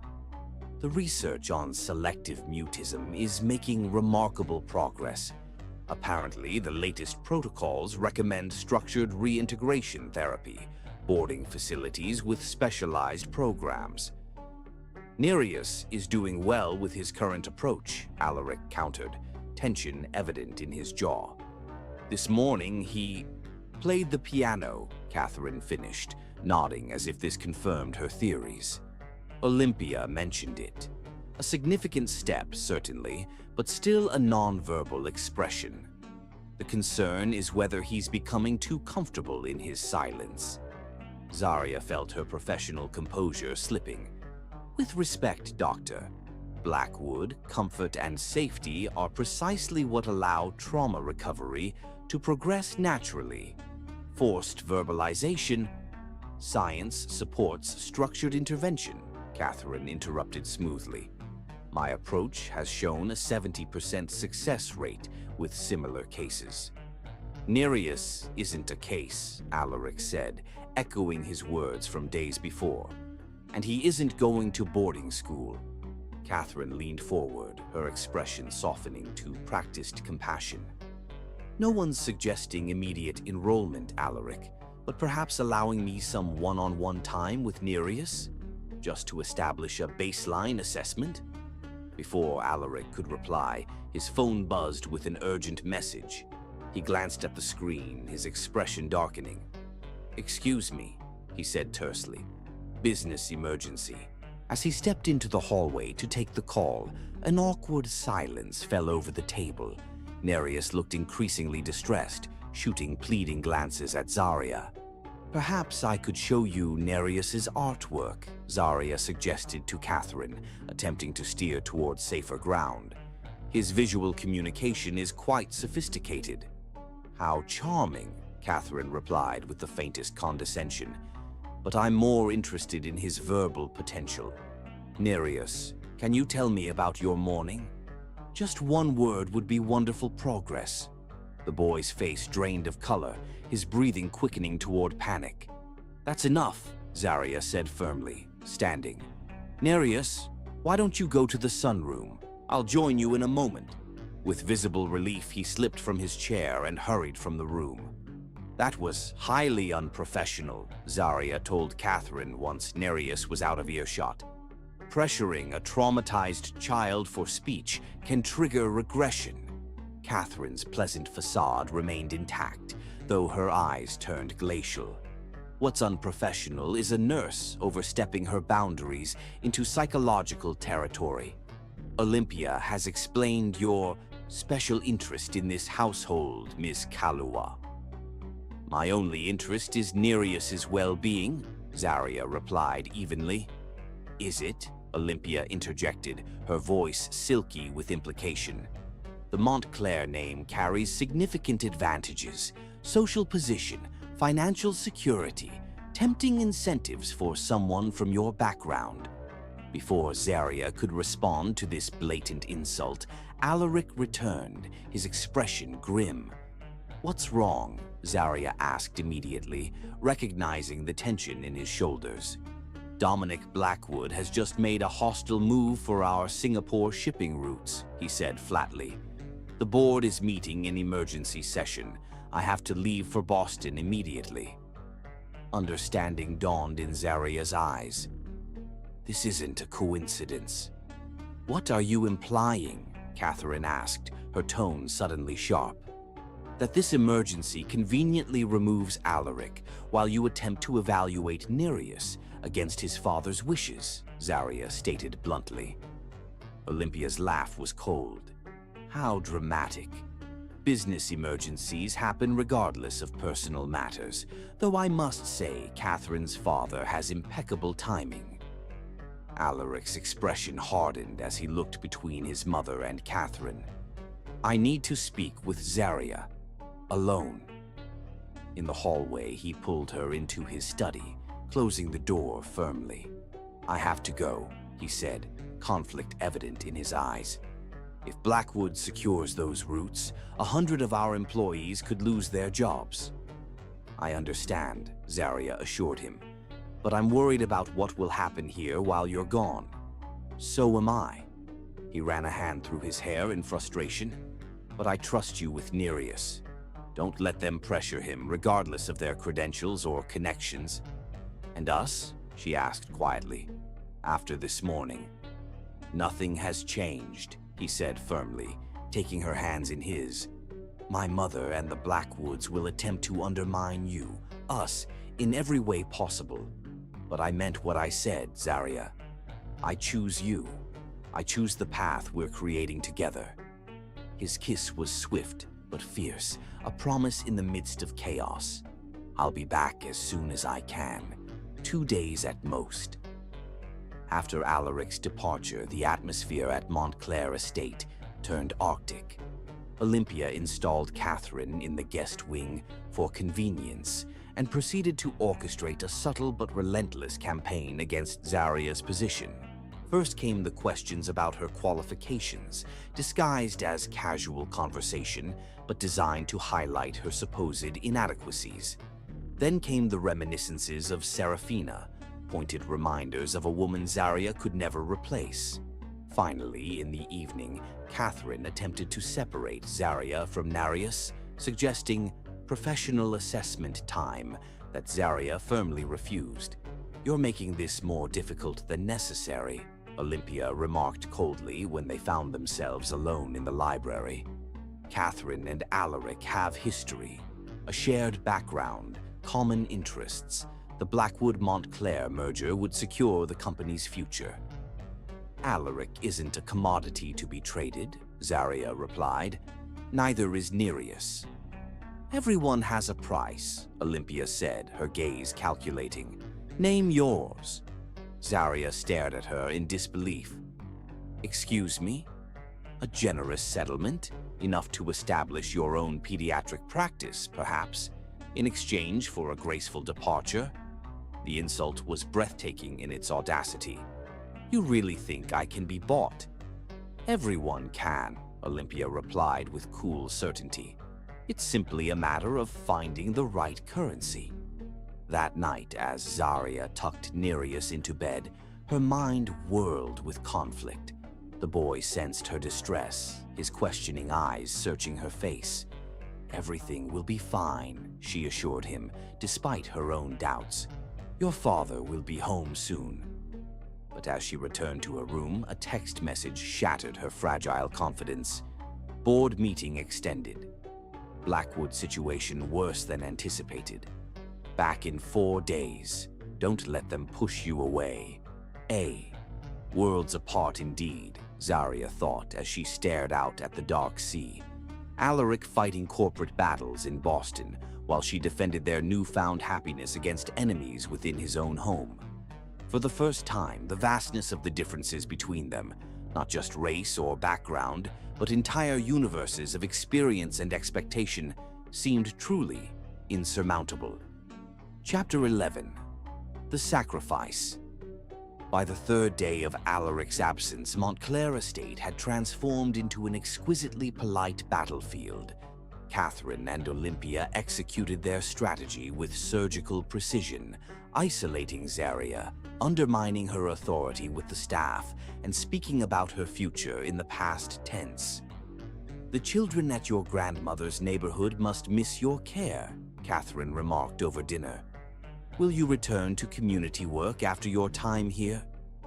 My commitment is to Nereus, Zarya replied evenly, for as long as he needs me. Children are remarkably resilient, Olympia observed. They adapt to new caregivers quickly with the right approach. Nereus, witness to these exchanges, grew increasingly withdrawn. The piano remained untouched, his sketchbook abandoned. Even their morning walks along the cliff path failed to spark his usual curiosity. He was retreating back into his protective shell, his progress eroding under the constant tension. That night, Zarya found him awake long past bedtime, staring out his window at the lighthouse beam sweeping across the darkened sea. Can't sleep? She asked softly, sitting beside him on the window seat. He shook his head, then reached for his sketchbook, opening to a drawing he'd made earlier. The Montclair mansion divided in half, dark storm clouds above one side where Catherine and Olympia stood, sunshine breaking through above the other where Zarya, Alaric, and Nereus stood together. I know it feels that way, Zarya acknowledged, like the house is divided between different futures. Nereus nodded solemnly, then flipped to a new page where he'd sketched something that made Zarya's heart ache. Alaric, standing alone at a crossroads, pulled in opposite directions by invisible forces. You're worried about your father having to choose, she interpreted, between what his mother wants and what might make him happy. Another nod, more emphatic. Your father is stronger than you realize, Zarya assured him, though her own doubts lingered. He knows what matters most. Nereus considered this, then wrote carefully beneath his drawing. People will lose jobs. The insight startled her. Of course, Nereus would have overheard the adults' discussions, would understand the business implications of Alaric defying Olympia and rejecting the Blackwood alliance. That's a very grown-up worry, she said gently. But it's not your responsibility, or even your father's, to sacrifice happiness for business. But even as she spoke the reassurance, Zarya questioned its truth. Lives and livelihoods did hang in the balance of Alaric's choices. The Montclair-Blackwood merger would secure jobs, expand operations, create stability for countless families. Against such significant benefits, what weight did her own heart carry?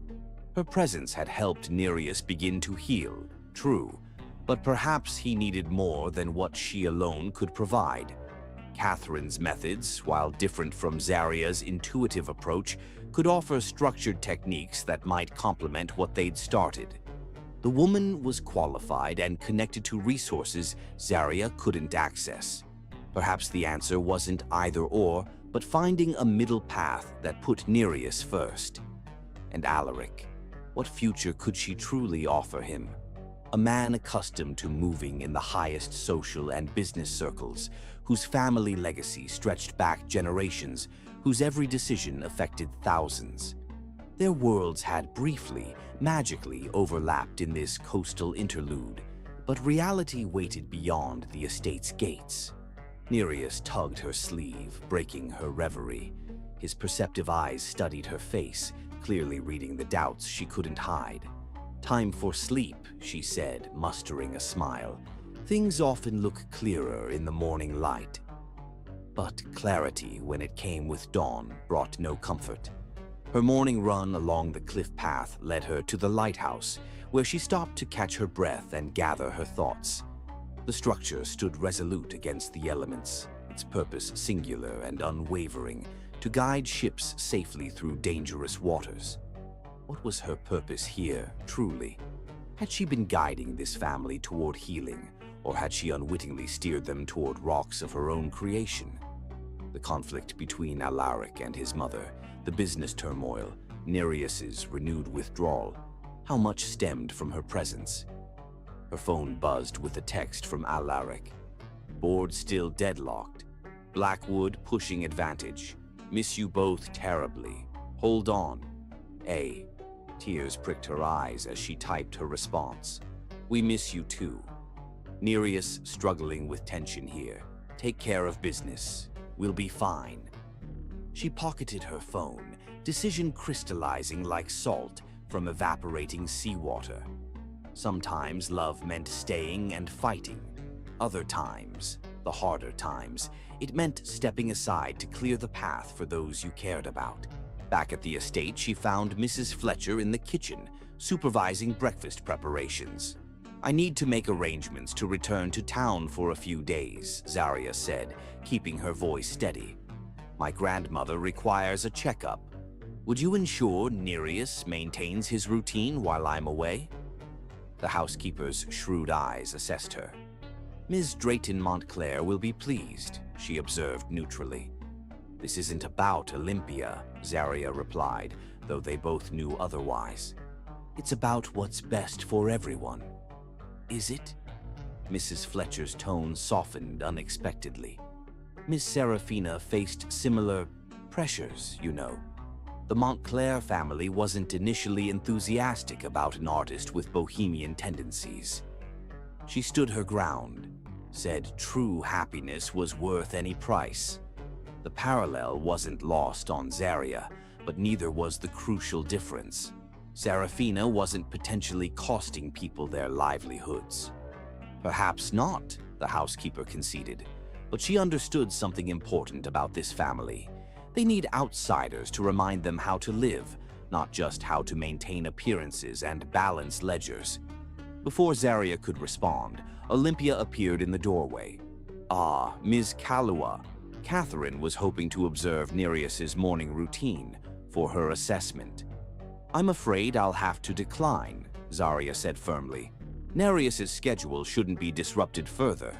"It won't be disrupted for much longer," Olympia remarked with thinly veiled satisfaction. "Alaric just called. He's approved Catherine's preliminary evaluation plan. She'll begin formal sessions with Nereus tomorrow." The news landed like a physical blow. "He wouldn't make that decision without consulting me." "Business realities sometimes necessitate personal compromises," Olympia said smoothly. "The Blackwood merger is proceeding, with Catherine's involvement with Nereus as a goodwill gesture." Though suspecting manipulation, Zaria felt doubt creep in. 4 days of intense board pressure, the responsibilities of hundreds of employees weighing on his decisions, would Alaric compromise to save the company? That afternoon, while helping Nereus with his science project, Zaria's phone rang with a call from her grandmother. The timing seemed like a sign from the universe, confirmation of the path forward. "I'm coming home for a few days," she told her grandmother after they'd exchanged greetings. "There are some things I need to sort out." After ending the call, she looked up to find Nereus watching her with knowing eyes. He didn't seem surprised, only resigned, as if he'd been expecting this moment. "It's just temporary," she assured him, the lie bitter on her tongue. "A few days to check on Grandma." He didn't believe her. She could see it in the slump of his shoulders, the resigned acceptance in his eyes as he turned away and began packing up his project materials. That night, after he'd fallen asleep, Zaria packed a small bag and wrote 2 letters. One for Nereus, explaining that sometimes love meant making difficult choices, and one for Alaric, releasing him to the future his family needed, assuring him she would always carry their brief happiness in her heart. As she slipped from the house in pre-dawn darkness, the sacrifice felt both excruciating and right, a clean break that would allow healing for everyone. She didn't look back as the taxi carried her away from Montclair Estate, though tears streamed unchecked down her face, carrying with them dreams of what might have been. Chapter 12. Whispers of Forever. 3 days after leaving Montclair Estate, Zaria sat on her grandmother's porch swing, watching autumn leaves dance across the modest garden. The small cottage felt both comforting in its familiarity and strangely confining after the expansive mansion by the sea. "You're not telling me everything," her grandmother observed, settling beside her with 2 steaming mugs of tea. "This isn't just about checking on my health."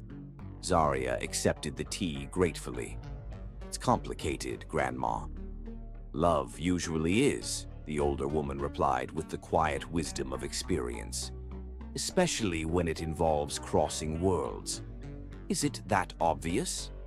Only to someone who raised you." Her grandmother's eyes were kind but penetrating. "The Montclair boy, the silent one. You've helped him." "He played the piano," Zaria said softly, the memory both sweet and painful. "He was starting to heal. They both were. And the father." Zaria's silence was answer enough. "Ah," her grandmother nodded. "So you left because sometimes love means making hard choices," Zaria echoed the words from her letter. "His family has expectations. The business needs stability. My presence was causing complications." "Sounds like excuses to me," her grandmother said bluntly. "Fear masquerading as nobility. It's not that simple. It never is. But love isn't about simplicity, child. It's about courage." She patted Zaria's hand. "Your parents crossed worlds to be together. The academic and the nurse. Different backgrounds, different dreams. People said it wouldn't last. They were happy until the day they died." Tears stung Zaria's eyes. "This is different. Is it? Or are you just afraid of fighting for what matters?" Before Zaria could respond, her phone rang, Alaric's number flashing on the screen. She had ignored his previous calls, needing distance to maintain her resolve, but something compelled her to answer this time. "Zaria." His voice was rough with emotion and exhaustion. "Thank God. I've been trying to reach you for days." "I'm sorry," she said, struggling to keep her voice steady. "I needed some time." "Nereus is sick," Alaric said without preamble. "He collapsed the day after you left. High fever, respiratory distress. The doctors say it's pneumonia, but he's not responding to treatment." Fear gripped her heart. "How serious?" "Serious enough that I've canceled everything to be with him." Alaric's voice cracked.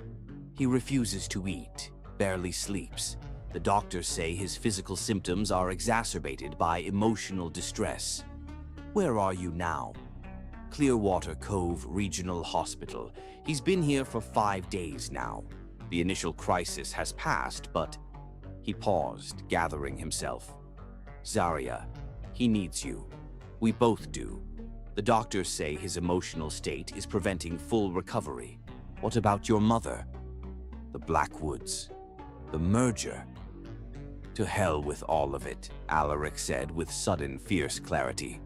I almost lost Serafina without telling her what mattered most. I won't make that mistake again. Her grandmother, who had discreetly moved inside during the call, reappeared with car keys in hand. Clearwater Cove is an hour away, she said simply. You'd better get moving. The hospital corridor seemed endless as Zarya hurried toward Nereus's room, her heart pounding with fear and hope. She found Alaric outside the door, his tall frame bent with exhaustion, dark shadows beneath his eyes. Zarya, he breathed, straightening at her approach. You came. Of course I came, she said, fighting the urge to throw herself into his arms. How is he? Resting more comfortably now. The worst of the pneumonia has responded to treatment, but his recovery has been slower than expected. Relief and lingering fear mingled in his voice. The doctors say his physical symptoms are improving, but his emotional withdrawal is concerning. He's been in and out of consciousness for days. She nodded, hesitating at the threshold. And everything else? Everything else can wait, Alaric said firmly. Right now, all that matters is in that room. They entered quietly, finding Nereus pale against the white hospital sheets, an IV in his small arm, oxygen tubing beneath his nose. Despite the improvement Alaric had mentioned, he looked fragile, diminished. Zarya moved to his bedside, gently taking his hand. His eyes fluttered open at her touch, disbelief and joy washing across his features when he registered her presence. Hello, sweetheart, she whispered, tears falling freely now. I'm so sorry I left. Nereus clutched her hand weakly, his eyes communicating everything his voice could not. I made a mistake, she continued softly. I thought I was doing what was best for everyone, but I was really just afraid.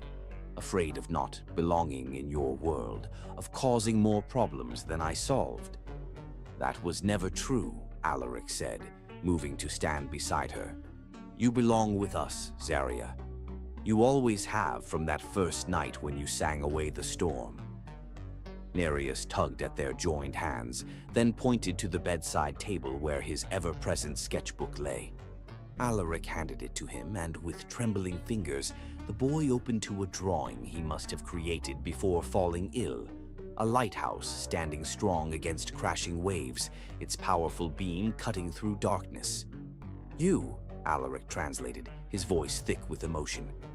You're our lighthouse, Zarya, guiding us safely home.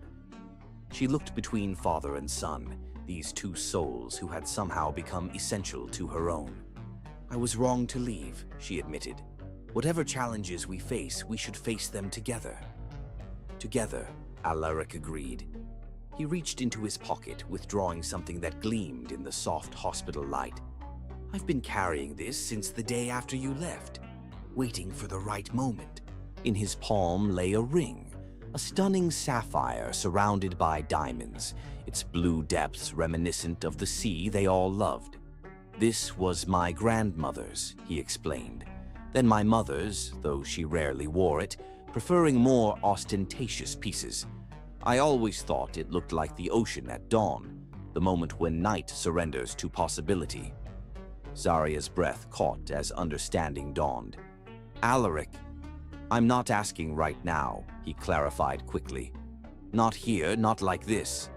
But I want you to know that when I do ask, and I will, it won't be impulsive or reactive. It will be because I've thought about every possible future and found you in all of them. From the hospital bed came a sound that froze them both in astonishment, a small, raspy voice whispering a single, perfect word. Yes. Nereus, wide-eyed at his own accomplishment, looked as shocked as they were. Then he smiled, a full, radiant smile that transformed his face, and repeated more confidently, "Yes." "Nereus," Alaric breathed, joy and disbelief warring in his expression. "You spoke." The boy nodded, then looked at Zaria expectantly, waiting for her response to his father's not-quite proposal. "Well," she said, laughing through her tears, "if Nereus approves." Alaric's kiss was gentle but filled with promise, a pledge of all they would build together. When they parted, he kept his arms around her, creating a circle that included his son. "What about your mother?" Zaria asked, reality intruding on the perfect moment. "The business?" "My mother has returned to Boston where she belongs," Alaric said firmly. "As for the business, I've restructured the board. The Blackwood merger is off the table. We'll find another way forward. And if people lose jobs, they won't," he assured her. "I've been too cautious, too willing to maintain the status quo. There are other alliances, other opportunities that don't require sacrificing what matters most." Nereus tugged at their sleeves, drawing their attention back to him. With careful deliberation, he formed 3 words, each one a miracle. "We are family." In that hospital room, with monitors beeping quietly and autumn sunlight streaming through the windows, Zaria recognized the truth in his simple declaration. Family wasn't defined by blood or background, by corporate alliances or social expectations. It was created in moments of courage and sacrifice, built through storms and calm seas alike, sustained by love that refused to surrender to fear. As Nereus drifted back to healing sleep, his hand still holding hers, Zaria felt the last of her doubts dissolve. The future remained unwritten, but they would navigate it together, guided by the whispers of their hearts, whispers of healing, of hope, of forever.